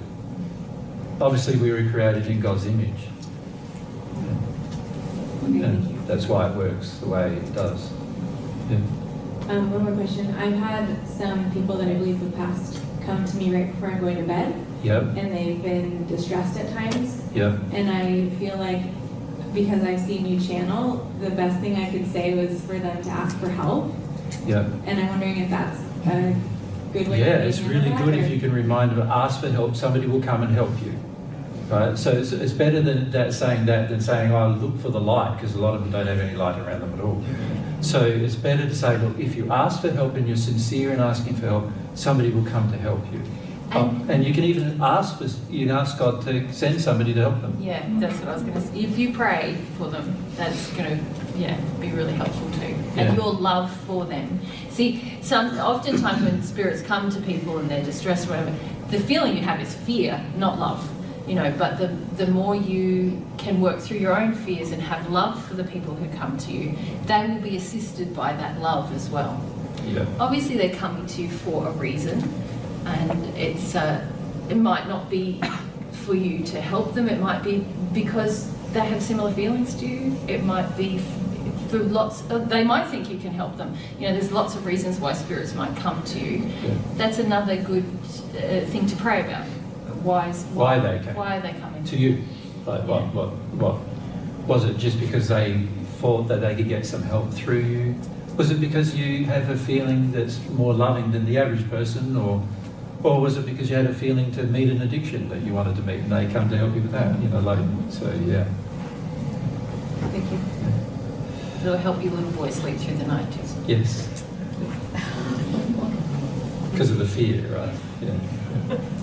So pass it down on the way down now, back on the way down. And we're over here, Does anyone have their hand up over here? Yeah. Yep. Over here. I have a question, but I know you wanted to end at 3. Is it okay to keep asking you questions now? Sorry, what's the... We wanted to end at 3, but we're going to go to 4. So. We're going to 4, yeah. Okay. Sorry. Those of you who need to leave, who you got bookings or whatever, then we're happy for you to take them. Yeah. I guess in yesterday's channeling, when Goro was here, she was motivated quite a bit by pain. Yes. Right? And pain was what asked her to got the desire going to seek help. Today, when the Jean came, it was motivated more by boredom. Which is a pain in itself, isn't it? So, I guess that was my question. Yeah. Does pain manifest itself in different ways? Correct. You have different types of pain. Yes. So not all pain is just physical pain. Obviously, Coral was in a lot of physical pain. But in the case of Dijon, it is more in an emotional pain, like an emotional pain of, this is just never ending, nothing, bored, never ending boredom. very in pain in that way. Yeah. And somewhere in that group, there's definitely some of your ancestors, because that's sort of what got them to, because they to be engaged. A week ago. Yeah. So many of you came a week ago. There was quite a number of ex-Hindus, you could say, or could you, or you're from the Indian culture or philosophies of life too. And many of you brought those spirits with you. Well, and they go, oh, you're going to a spiritual curious thing. about Curious, somehow. Yeah. Maybe we can learn something there, and off they go. Yeah. It's more like it's because they weren't very engaged with their will. It's not sort of how we would think of it, where they're like, oh, I'm quite interested in this, I'll pop along to this. But it's more like there's some pull, because there's still some connection with their descendants on Earth. Yeah. And so there's just like a faint tug, which is enough for them to start to bring their attention to what's happening, which is enough for them to sort of suddenly start to go, oh, hang on, something's different. And then when we talk about reincarnation, they're like, okay, what's happening? This is what we've been waiting reincarnate 100 years. We need to know, straight away. That's and now there's a more apparent desire to sort of seek something. I guess just to make sure I follow this, also, where are they? Like, are they earthbound? Are they inside? No, they're in the hills. They're in the first sphere. In the first sphere, yeah. They were observing things on Earth, and they were interested in what's happening on Earth, because they were feeling they were going to have to go back to Earth at some point. So they're interested in what's happening on Earth, but they weren't at the point yet where they were willing to overcloak somebody and actually live on Earth either. So they were just sort of in a waiting place in the first sphere, sort of just under the middle of the first sphere. Not in a place of where evil spirits go, what you classify as evil, purposefully evil, but not in a good place, or not in a bright place either. It was very dark. As I said, they couldn't see their surroundings even. They didn't even know they were living in a land. And they were living on an inner land. There was the picture they gave Mary was like you can think of it as a desert wasteland. So similar to some of the desert out here off of San Diego, over the other side a bit, towards Arizona, a few rocks here, a few little hills here and there, but not very interesting, but also very stark. All of the vegetation was brown. None of it was green. But also it was all just very dark. Not a lot of light until the spirits who I asked them to show the light, where they could actually see. And basically, when the spirits do that, it's like a torch. But if you can imagine, it's like a torch, a big torch, where you can see, when one of the bright spirits come and just say, and brighten up, the whole area for like kilometres around gets lit. And so now they can see it. That makes sense? Makes sense. Yeah. One other thing that helped in this channeling was the few objects, like the picture, the mirror. Yes.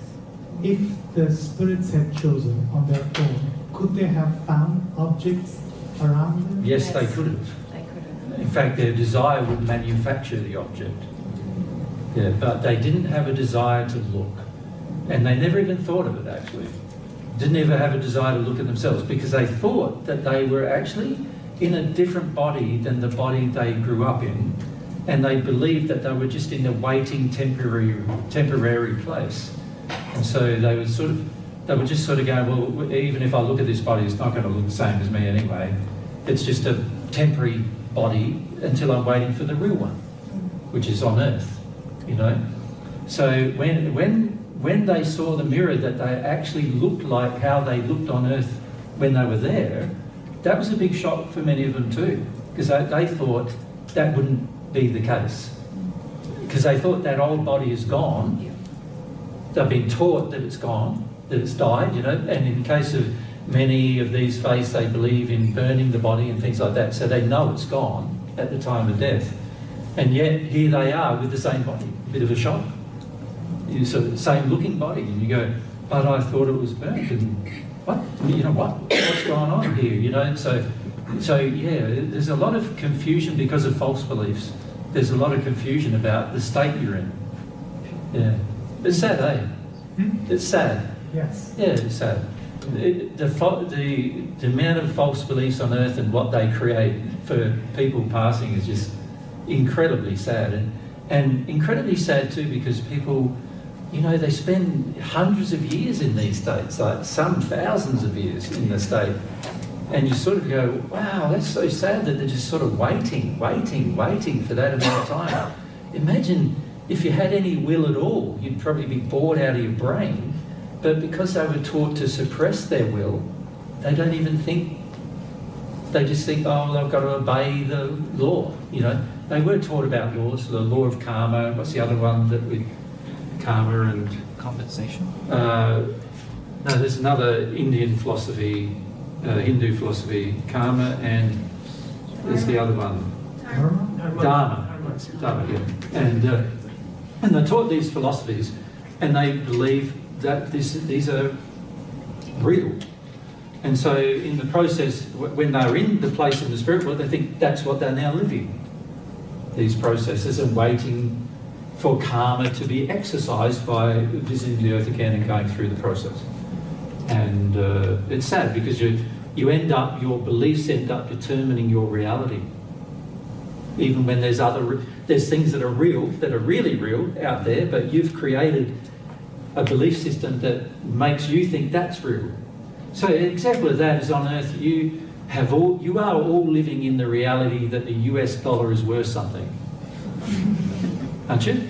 Right now, yeah, you think it's worth $1 US. It's actually just a piece of plastic that's been manufactured by, and it's not worth anything at all, hardly, right? And in terms of the scheme of things, from God's perspective, it's not worth hardly anything at all except for what it can buy, right? But the average person on earth just believes it. And so if we all believe it together, we create an alternate reality. Yeah? And that's functionally what happens in the spirit world, is exactly the same. Yeah. One very important quality to develop on earth is a seeking heart for truth, an understanding that there's always more truth to gain and to be open and seeking of it, because that is going to serve you so well in your spirit life, because forever. You'll always be thinking, I can discover more, I can discover more. And if you have that philosophy, then you're not going to get stuck or stagnant. Yeah, that's great. I have a question about the soul. The soul? The soul. Yeah. And how it works with entering, like God's love entering the soul. Yes.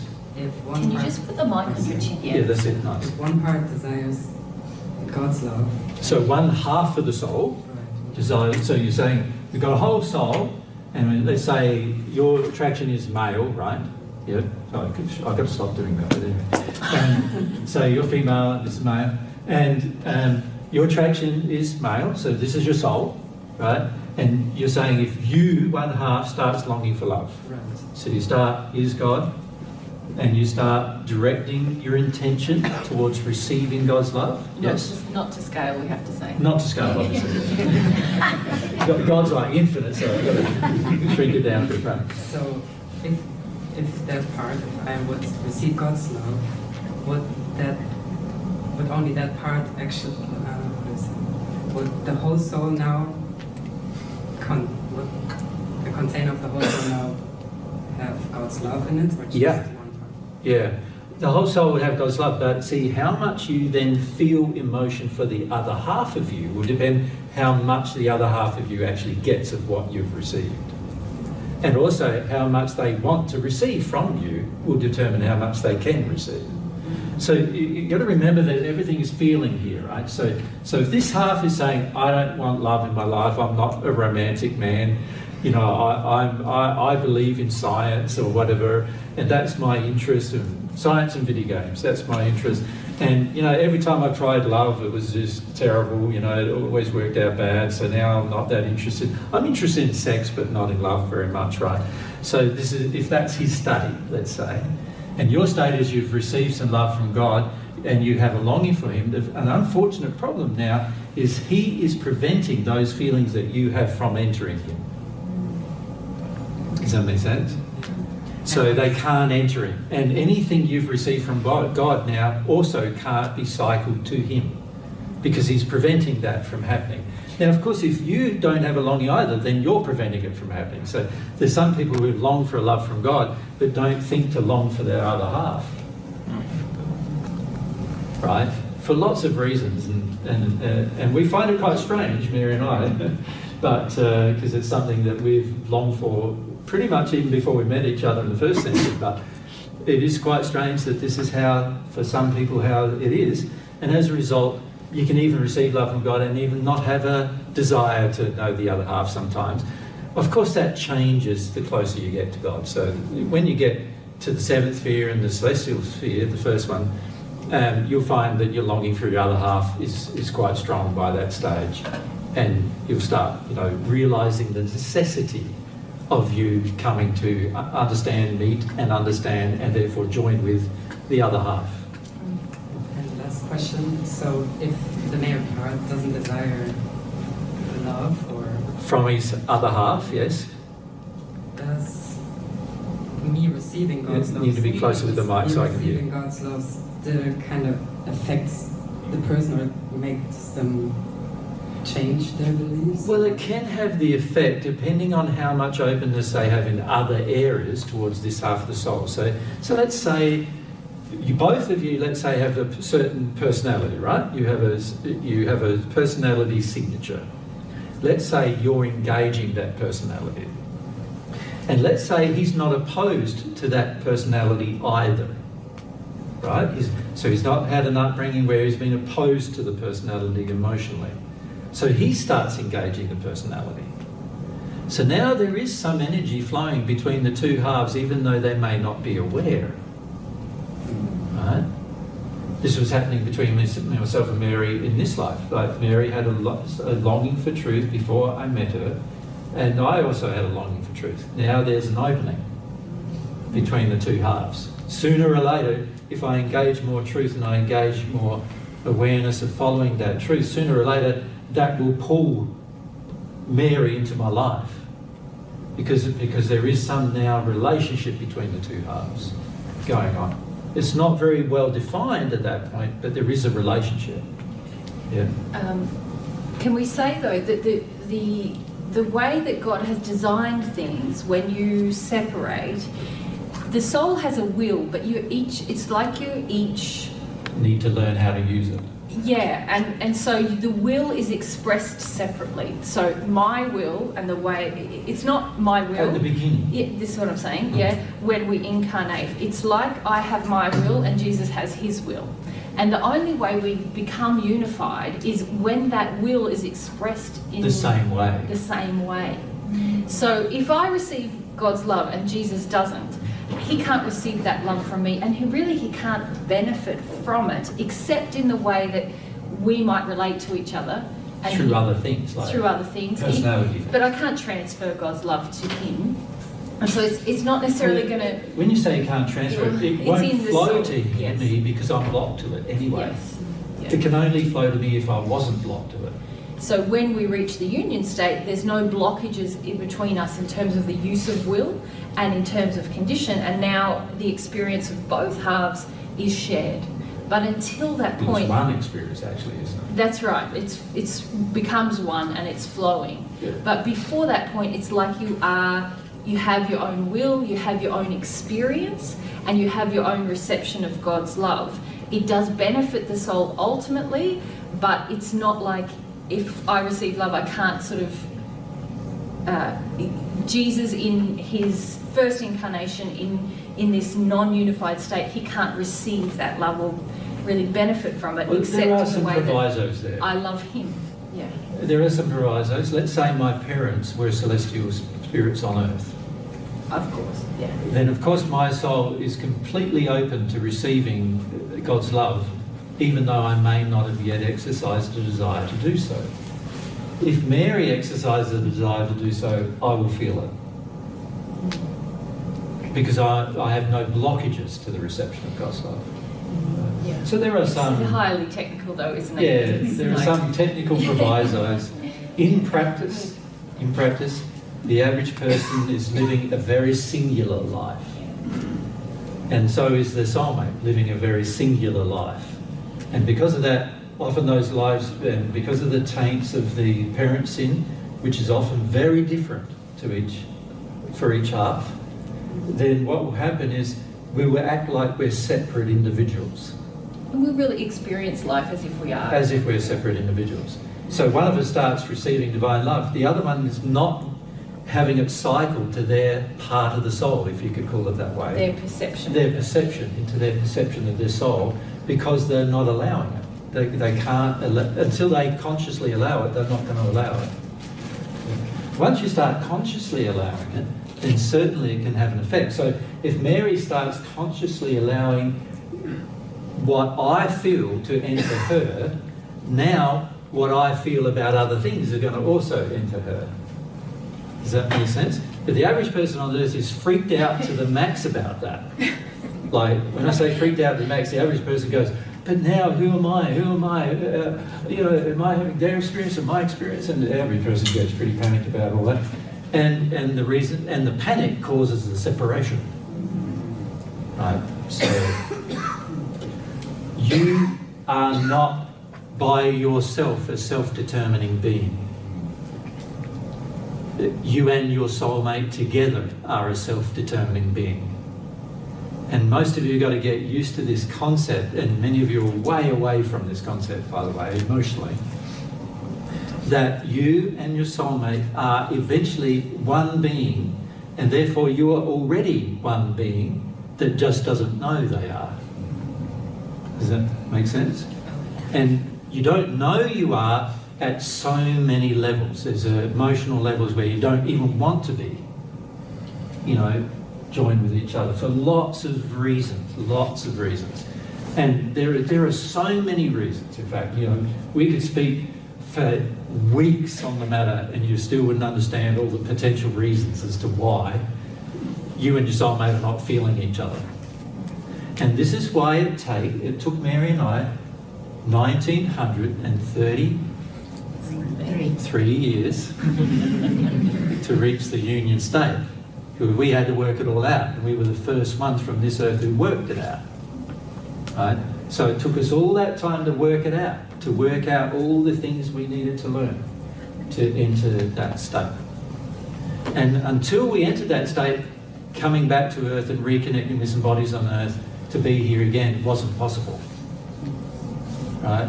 And for quite a large amount of that time, we didn't even think it was going to be possible, actually. We didn't even contemplate that it would be possible, actually. Right? But as time went on, we started realising, what if this isn't possible? That's possible. And it's interesting when you start doing what ifs, because you can go, what if that's possible? What if this is possible? What if that's possible? Maybe we should try, is the next sort of thought after that. And then once you start trying and you sort of start realising, maybe this is really possible. And then, of course, you get a lot of feelings from God about the potential possibilities, and you're in the process of discovering how to do it while it's happening. And so you end up in this place where what you thought might be possible becomes an actual reality. Okay? And when it comes to joining with your soulmate, this is how it's going to be for many of you. Many of you at the moment have no emotional feeling that it's even possible. Right? And also no inclination to make it possible. Right? And these particular beliefs, remember we've been talking belief matters, these beliefs about your soul that you hold on to causes it to mean that it's not going to be possible for you while you hold on to these emotional beliefs. Right? And this is part of the education to understand, while I hold on to things, while I hold on to a corrupt faith about something where I don't think things are possible that are actually possible, then of course for me they are going to remain impossible. Right? And then of course you've got your beliefs, and then you've got your imagination, and God's always trying to inspire your imagination to see what might be potentially possible. Right? So God's always trying to do that as well. And in doing that, God at times can inspire you to go, that's possible. And this is how Mary and I realised it was possible Because we used to spend, when I say used to, we still do, but we spend a lot of time together feeling about spiritual matters and feeling that this is possible.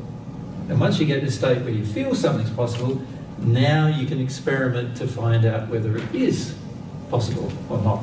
Does that make sense? So that's how we discovered most of the truth that I'm sharing with you. That's how I discovered most of it. By imagining, firstly, through often the inspiration, that something was going to be possible. Yeah. And then in the process discovered that truth. And the very first person who enters the state of living that truth now proves to everybody else that the possible is a reality. So as soon as we entered the state, any state that we've entered in the past, firstly me becoming a one with God, as soon as I entered that state, everyone around me started to see, it's possible. And if you can see something as possible that you didn't think was possible before, can you see that increases your faith that it will work? And then, of course, it's a matter of following the education you receive from the person who's done it to do it yourself. Now, that's where it gets pretty tricky, because the majority of you want some other way of doing it. So a lot of people in the spirit world are actually still searching for other ways to do it. So they know, like there's people in the sixth sphere who know that you can become a one with God, but they're still in the sixth sphere because they're looking for other ways to make it possible, other than the way we're teaching you, that I taught them. And so that means, because there's only one way, and I keep saying this even in the spirit world, there is only one way to become a one with God. And that's because God's economical. He didn't need to design two ways. One way was enough to make it possible. And so this is the important thing to realise too, is that there is the one way, and at some point you're going to have to be educated about that one way. Right? Now, how humble you are will determine how quickly you will receive that education and apply it. For some of you, you might not apply it for 1,000 years. And for some of you, you might try to do it tomorrow. Right? It just depends on a lot of factors, but a lot of times too, it depends upon your humility and your desire for truth and your desire to live a life of love. And there's a lot of factors, but most of it is driven by desire, as to how strongly you desire the thing. Make sense? Yeah. It's fun, baby. Yeah, I think it's time. Yeah. Yeah, okay. Where are we at? So, we're at, yeah, Jaya. Yeah. So on that note, what I originally was going to ask this, but since you brought it up, I thought I should ask. Yeah. You use the word desire, which is another way for me to say longing. And what I have found is, as I've longed for God and longed for my soulmate, that the longing has kept increasing. One has fueled the other in a way that has allowed me to grow my desire significantly. And so I think the yearning or the longing to meet and be with the other half has been a very big pivotal part in my longing for God as well. Yeah. And, so I wondered, is that fair to say, longing being one of the ways, practical ways that desire manifests? Well, you're using the words correctly, yes. And the feelings are not matching your words, though. So, and this is a problem with using words, is that we can use a word, but the feelings have to match the word. So and what I mean by that is, God's not interested in how you define the word. He's interested in how it really is. So let's look at this longing process for your soulmate for a start. But let's look at that. What longings do you feel you've had, Vijaya? The desire to know God. Yes. Now, so we're talking about God and soulmate here. Yeah, let's break it into two areas. So one area is God, and the other area is soulmate, right? And your point is really, isn't it, that your longing for one has fueled your longing for the other?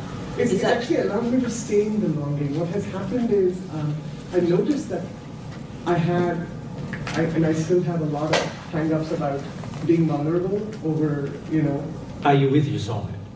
Sorry? Are you with your No, soulmate? I am not with my soulmate. I know who he is, and I have a relationship with him. It's not romantic, but... Are you sure you know who he is? I am sure. Unless, I guess your question is saying I'm not sure. Okay. Well.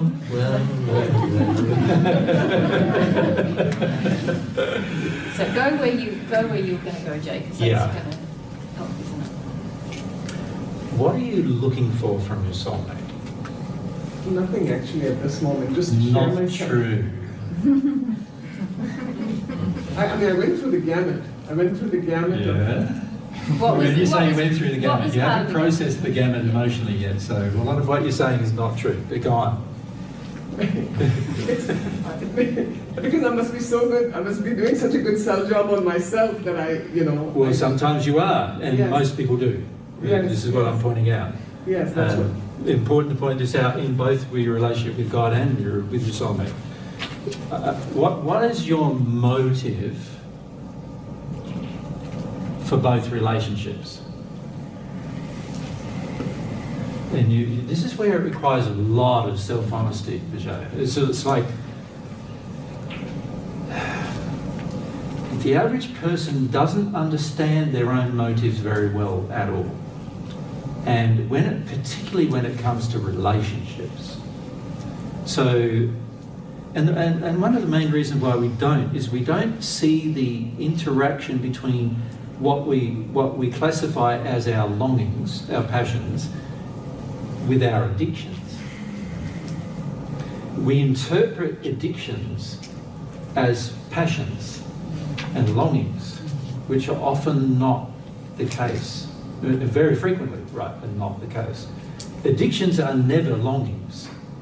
But the average person goes, well, I feel I really want this, I really long for this, is how the terminology they use. Not understanding that actually there's addictions that are causing you to feel that way rather than actual longings. Okay? So it's very important with both our relationships, because remember, these are soul relationships. These are the two primary soul relationships. This one is an actual internal soul relationship. It's not even really a relationship, actually. Technically, you are the other person already. You read that in your thing. So it's not even really a relationship, right? It's a design. You could say a design feature, as you could call it, right? So that and that, though, are both driven by a motive. Now, that motive can either be addictive in nature or a pure passion. Right? Frequently, though, we like to tell ourselves it's a pure passion when actually it's an addiction. And frequently, we want to choose, particularly when it comes to this person, who they are. Frequently that is the case. So, what's our motive? So what I'm encouraging you to do is to analyse your motive to be with your soulmate. What's your motive?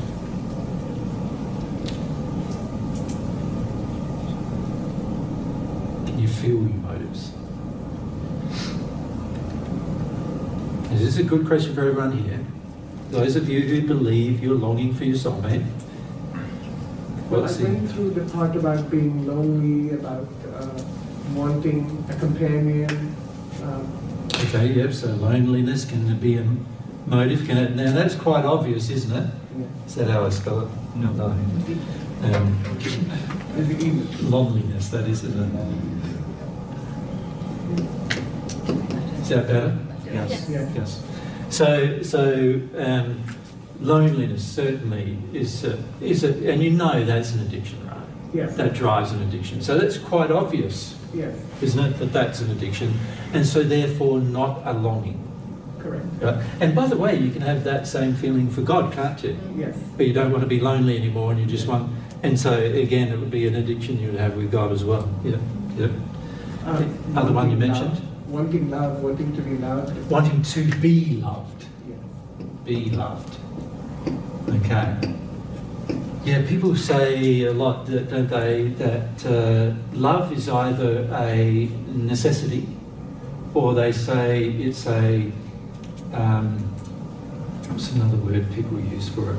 Like it's a need, that everyone needs to be loved, right? And it's true that we've been designed to be very responsive and sensitive to love. That is very true. But there's a difference between neediness and longing. See, true love wants to give itself as a gift to the other, doesn't it? Rather than get something from the other. Yeah? So to be loved is actually an addiction. To love another, well, that depends on what you're trying to achieve through that love as to whether it's an addiction or not. Right? So you can actually have a desire, like I can have a desire to love Mary and think I'm passionate about it, but actually it's because I want something I want in return from her. And I can also have a desire to love Mary that is based upon an addiction I have. Right? In terms of I'm addicted to even just pleasing a woman. And so I meet Mary and I think she's a lovely woman to please. And she'll accept me pleasing her. So that's what I do. Yeah. So can you see that's also a tainted longing, isn't it? It's not a longing anymore, it's just an addiction. Yeah. Okay, so what we need to do is be very careful about a number of things. Now, you say you've met your soulmate. There's 3 or 4 things that could be happening here, isn't there? Firstly, you could have met your soulmate. Secondly, the person could be the person you idealise as your soulmate. Thirdly, the person could present themselves with emotional injuries that you like based on your addictions, and that's why you believe you're a soulmate. Fourthly, a group of spirits around you could have chosen him for you, which you're very prone to have happen for you in your past. And they could have chosen you for you based on what you idealise and also based on their selection. Now, any one of those things could be happening, and often even more things than that can be happening. You can even have spirits setting you up with somebody in order to attempt to, at some point in the future, have a sexual relationship with them. They can even change your feelings. In other words, they can even do things like this. If you have a certain set of emotional sexual injuries, they can make you feel sexual feelings when you're in the presence of a person that they want you to be interested in. They can even do that if you have certain sexual feelings that are not healed. Right? So if you look at all the things that are possible, can you see? You'd have to be very circumspect, depending on your condition. You'd have to be very circumspect about what's actually happening. Now, where do you assess your condition to be? Your spiritual condition. Is that a question for me? Yeah. Okay. Yeah, but that's why your being here has been tremendous. Just in the last 24 hours. You've sort of had to reappraise? A huge shift. I can't even begin to tell you the level of shift that's happened inside. Yeah. It's like a fog lifted, and God is just so much more real than last week, for instance. So where do you reckon you are? And soulmate-wise also, obviously, the one thing I do know is... You're avoiding this question. Sorry, what happened? You're avoiding the question. Oh, that's okay. I've just asked you a very... So my soul condition, I'm not certain of where it is, but I have worked through a lot of addictions on this. I've listened to every one of these lectures carefully and what on notes with that. Yeah, but you've forgotten what I said to you last week. Yes, that's true. I said you're very much in your mind still. Yes. Yeah, yes, but go on. Go on. Where do you think? Very much so. Yeah. So from a soul condition perspective, obviously I feel like I have some clarity on certain issues. Yes. Particularly when it doesn't involve myself. Still not answering my question. He's You're giving me asking for a background. number. He's I'm asking asking for a for number. what sphere you're in. Yeah. What sphere do you believe you're in? I thought at least out of the hells, like mid-first sphere. Yeah. Now remember I said that most people don't meet their soulmate to the 5th sphere.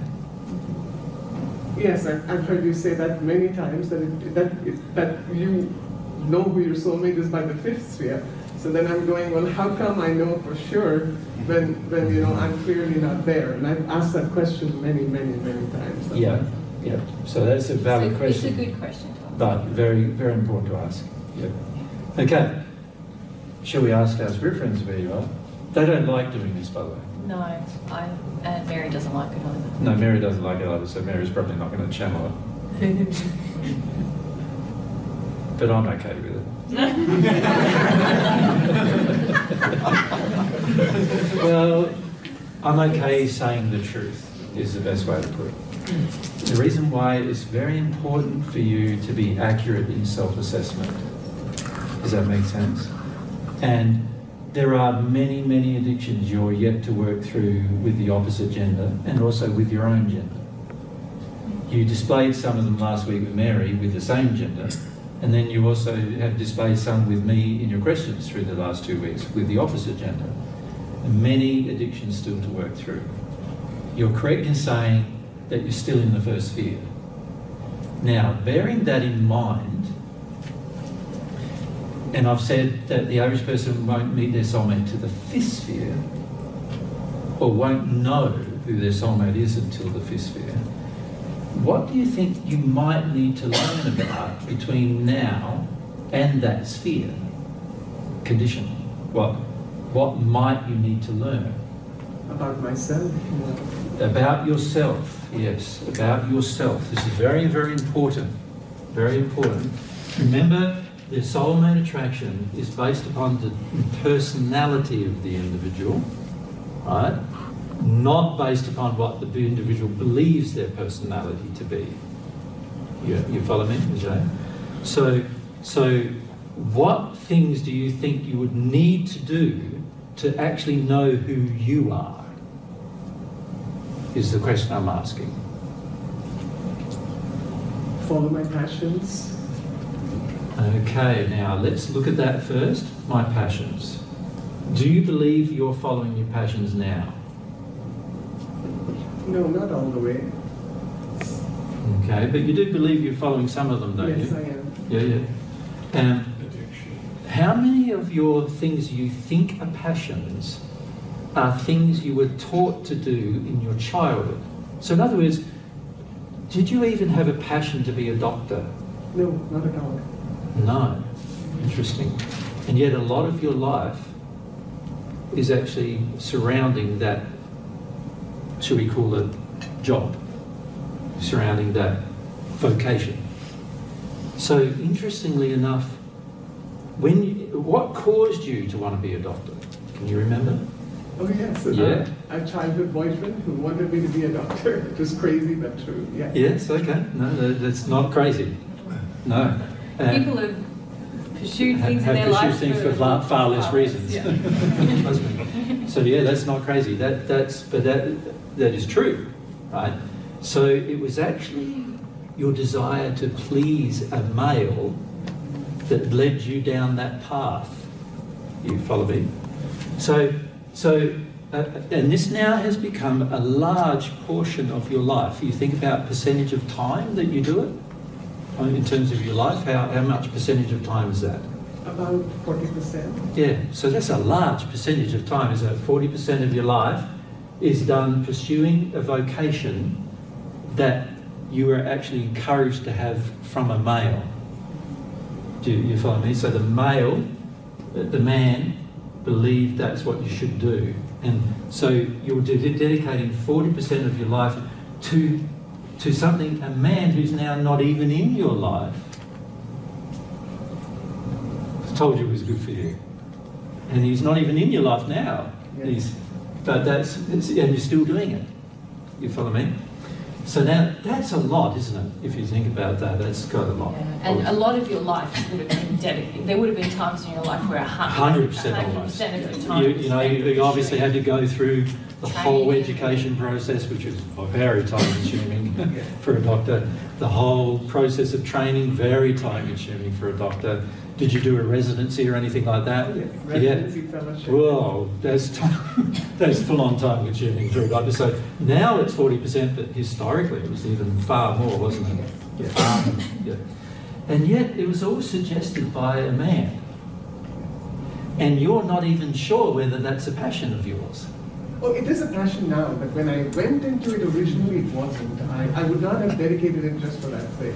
Well, is it a passion connected to your personality, or is it a passion connected to your desire to please a man?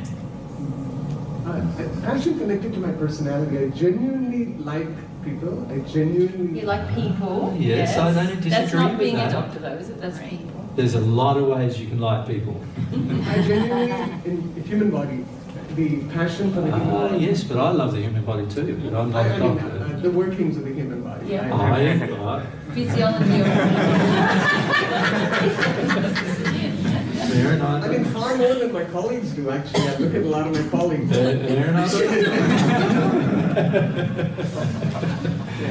Can you see what you do, even in the conversation? There's a temptation, and this is why I'm bringing it up, Joe, and it's an illustration of all of you. Everyone has. There's a temptation for you to justify to self every decision you've ever made. There's a reason why we do that, is because we don't want to feel any disappointment or sadness about the past decisions we've made. And so what we want to do is we want to reinforce the decisions to ourselves so that we can feel better about things, and rather than avoid the pain of coming to know that it maybe not is even your passion at all. Do you follow? Now, this is just one area of your life. We haven't even talked about your personality yet. So what is your personality? Definitely love music. That's not personality. That's not personality. I agree. Love music is something you can develop. So that's not personality. Okay, let's put it over there.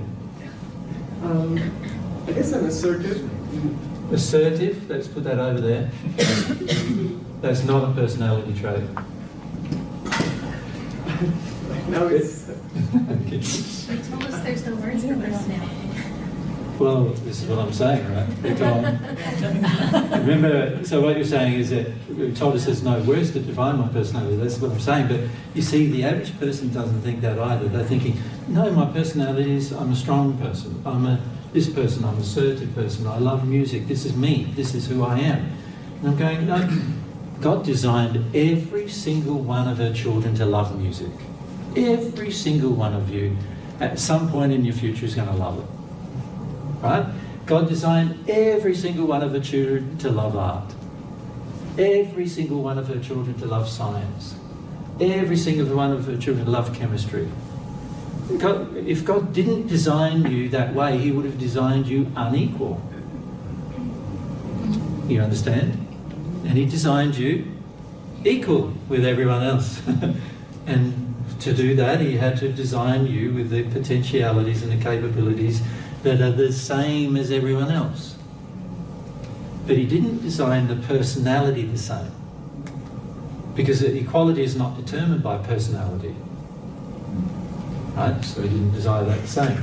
So I ask about personality. Persons, and this is something everybody does with me, right? They list all these different, things that they think are their personality, but actually they are character traits, things they developed. And for the most part, the average person has not even discovered their own personality. And usually the older they are, the worse it is, because the older you are, you've lived in a facade-based or a life that's been dictated by others to a large degree for a long period of time. And as a result of that, you've become more distant from personality over that period of time. So what you end up doing in that space is that you end up convincing yourself that the character traits are your personality. And so, This is the reason why it takes to the 5th sphere to find your soulmate.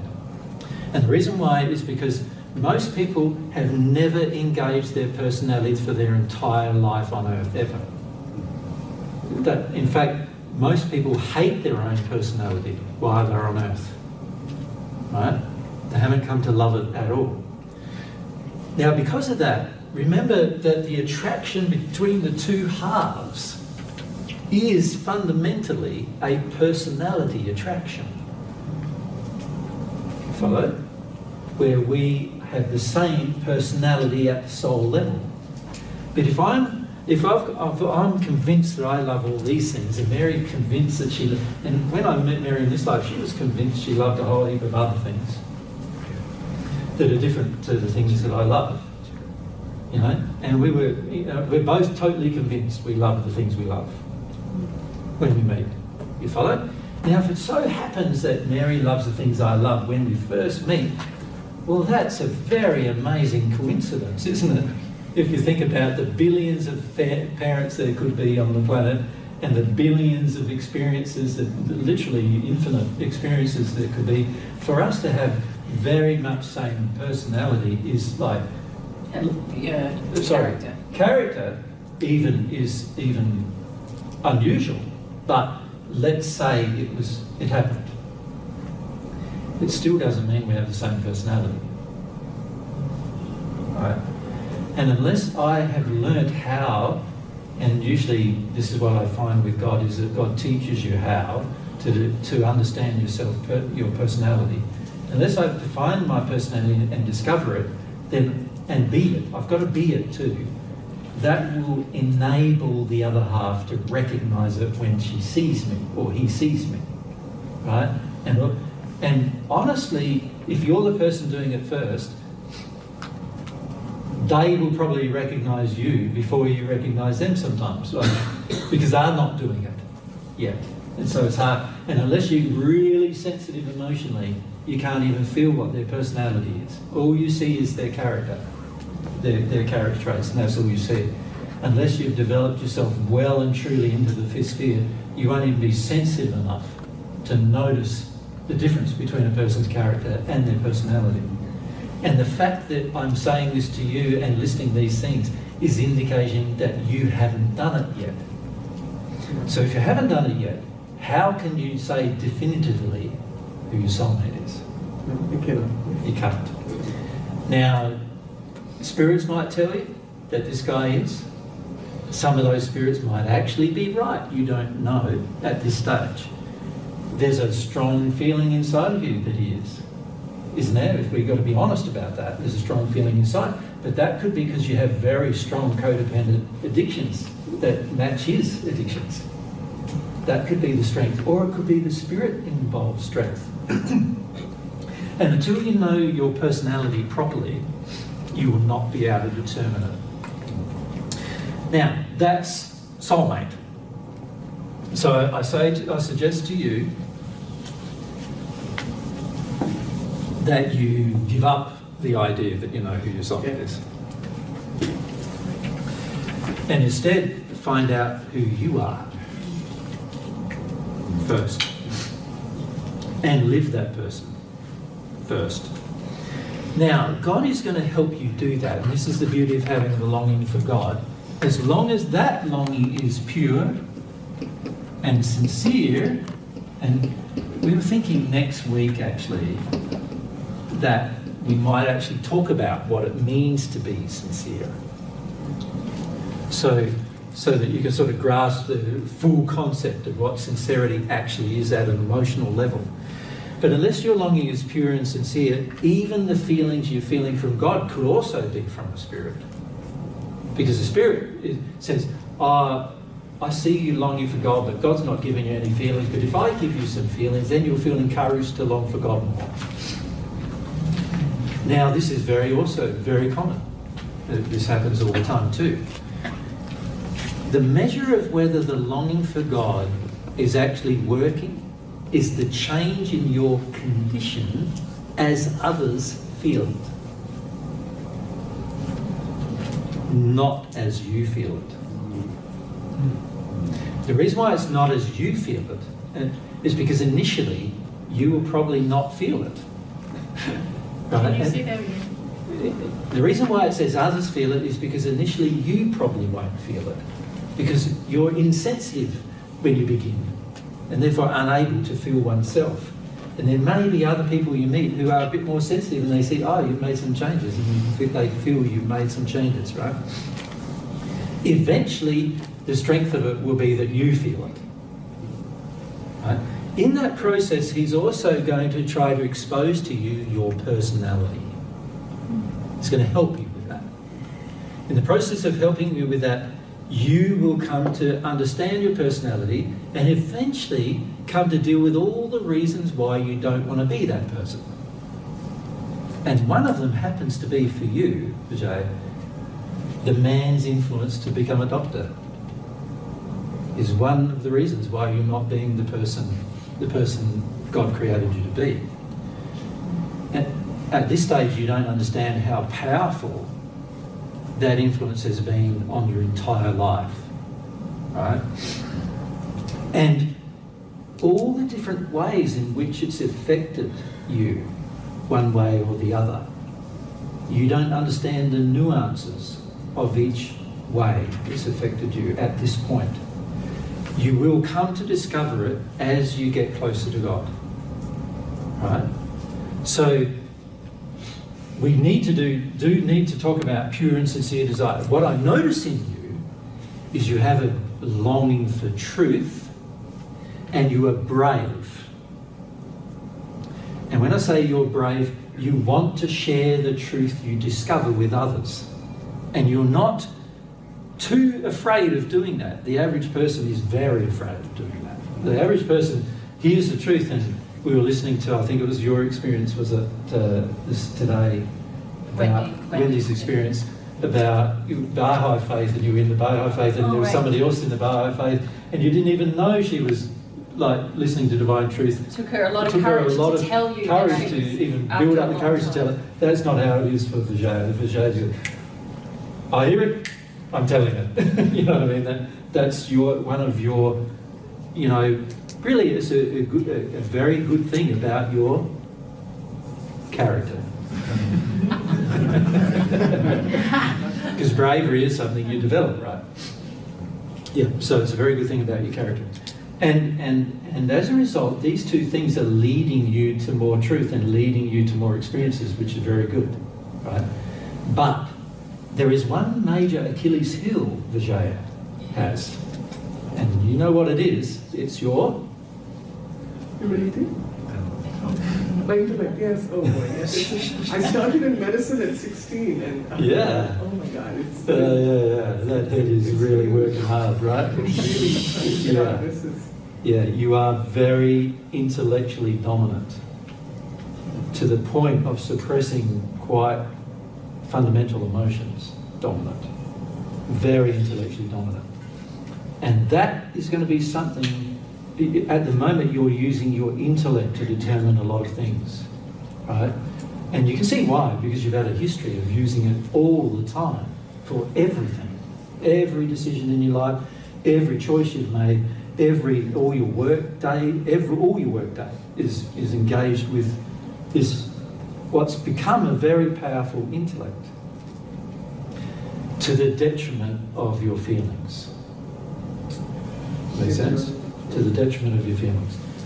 And until that changes, you're going to try to use your intellect to solve every problem, even the problems with connecting to God.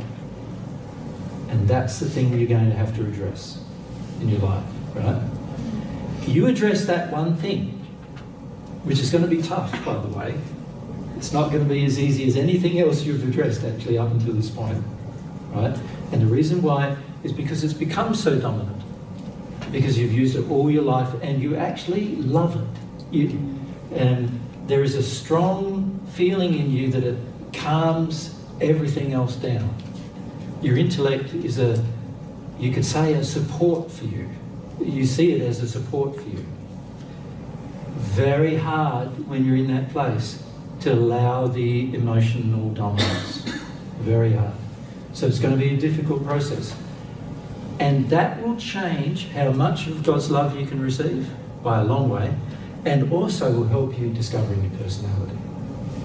And the reason why I've suggested those things to you is because these things many of people need to do. And can I also say, many of you men in particular are also intellectually dominant. Right? Now, Vijaya has had a leaning towards a male's way of doing things for a long time. You know that, right? Yes. You almost look up to the male way of doing things. And you almost see the female way of doing things as actually a weakness almost, sometimes. And this is something that's going to have to change because you've disconnected yourself from what I would classify as strong feminine qualities that have been suppressed throughout your life. Yeah. If you are not the feminine expression of your soul in its pure state, can you see? It's going to be very hard to attract your soulmate. So one of the beauties of being feminine, masculine, is that I can be the masculine expression of our soul. Mary, in her form, is the feminine expression of our soul. And I will be ultra attracted to the feminine expression of our soul. And Mary will be ultra attracted eventually to the masculine expression of our soul.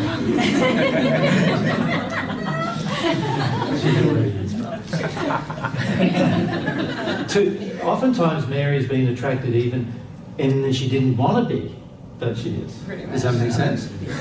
So once you allow these things happen, it's sort of like, this is what happens. Now, if you follow the path of what I've just said, then eventually you will know who your soulmate is, but I would not, at any point of time before then, try to convince yourself that it's someone other than you don't know. You follow? Thank you, that's really helpful. Yeah. Because what you're doing when you convince yourself, you do know when you're in the first sphere, you're not doing this personal work to understand and grow your own personality to know. And you're going to be very, very tempted to constrain your personality to meet the goal of that person. I actually noticed that already happening. So yeah. This is why I raised it, right? Yeah. No, that's not right. Yeah, not right.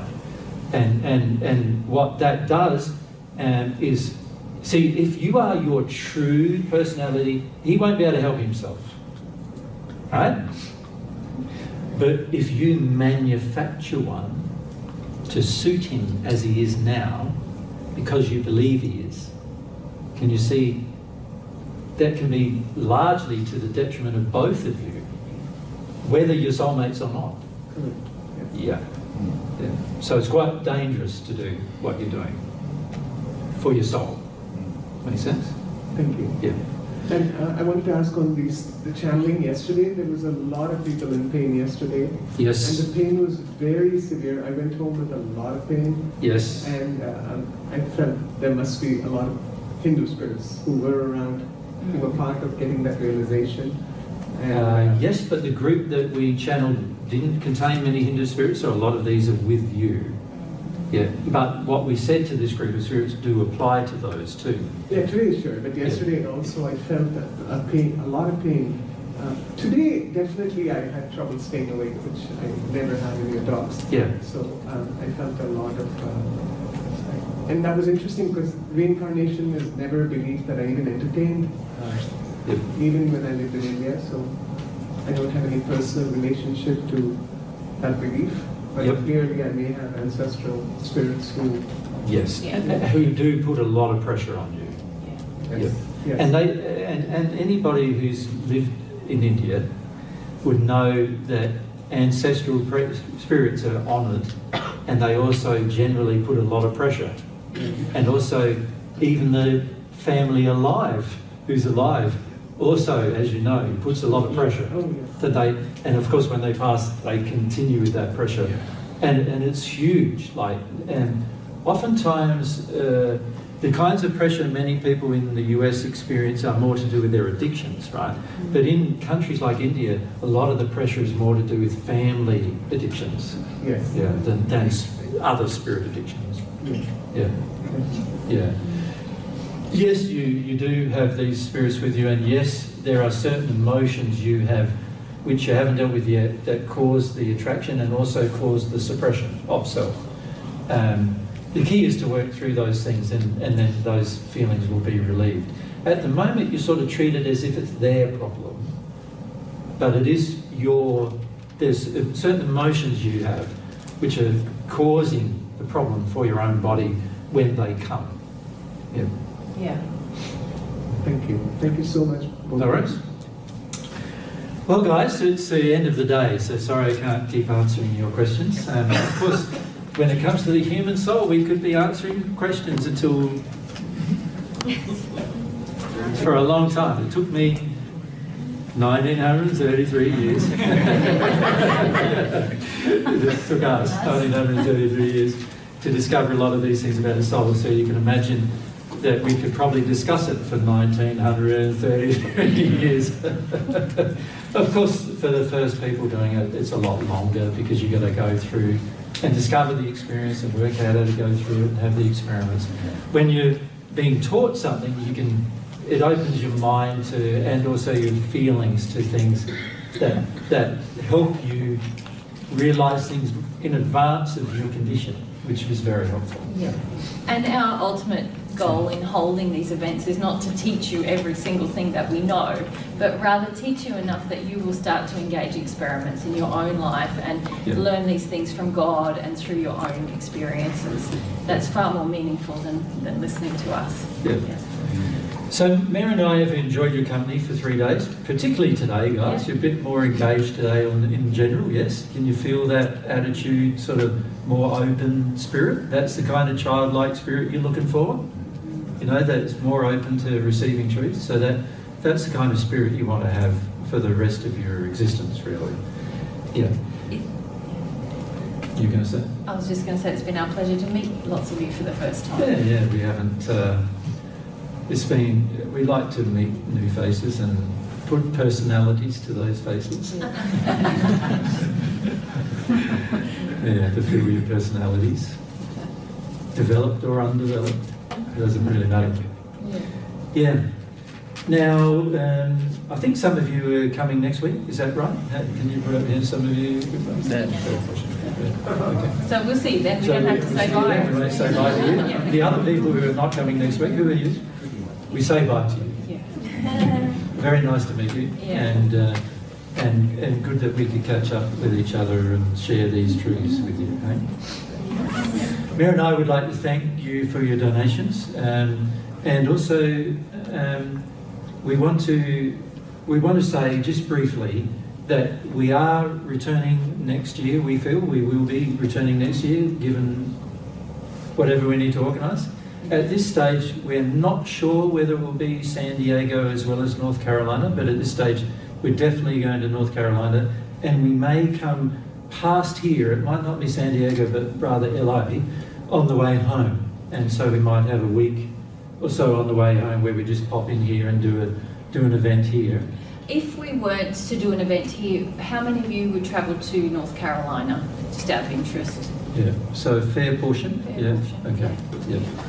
And so we'll just see how that goes. A lot of it depends on our energy levels, to be honest. And having a long trip like we've had is quite taxing, particularly when there's no rest in between and so forth. Yeah. But that's our plans, and we're hoping to do that. We're thinking USA is probably going to be sometime in September. Yeah. And that website that I gave you this morning, event.divinetruth.com, it'll all be on there. So. Yeah. Thank you for your participation. Thank you for showing up after registering. Yes. That brings me a lot of happiness. And safe travels to wherever you're going now. Home. Now, after this group finishes, Mary and I do need to pack up everything because we have to unpack the event tonight, and we're repacking it up ready for on Friday next to get it all set up again. And so Mary and I won't have any time to spend with you after this event. And both of us are busting to go to the toilet, so we also need to do that.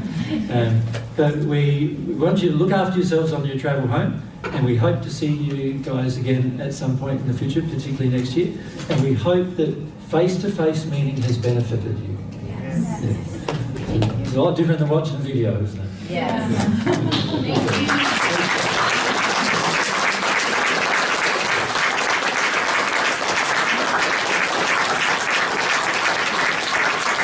So those of you who are here next week, we'll see you then. But those of you who are interested in this thing on Wednesday, we'll just be having a lunch and maybe... Yeah, please bring food to share. Food to share. What do you call it? Potluck. That's Potluck. Right.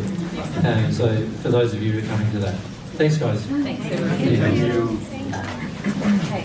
Do you want to just... Everything in the back one? Yeah, just Sorry.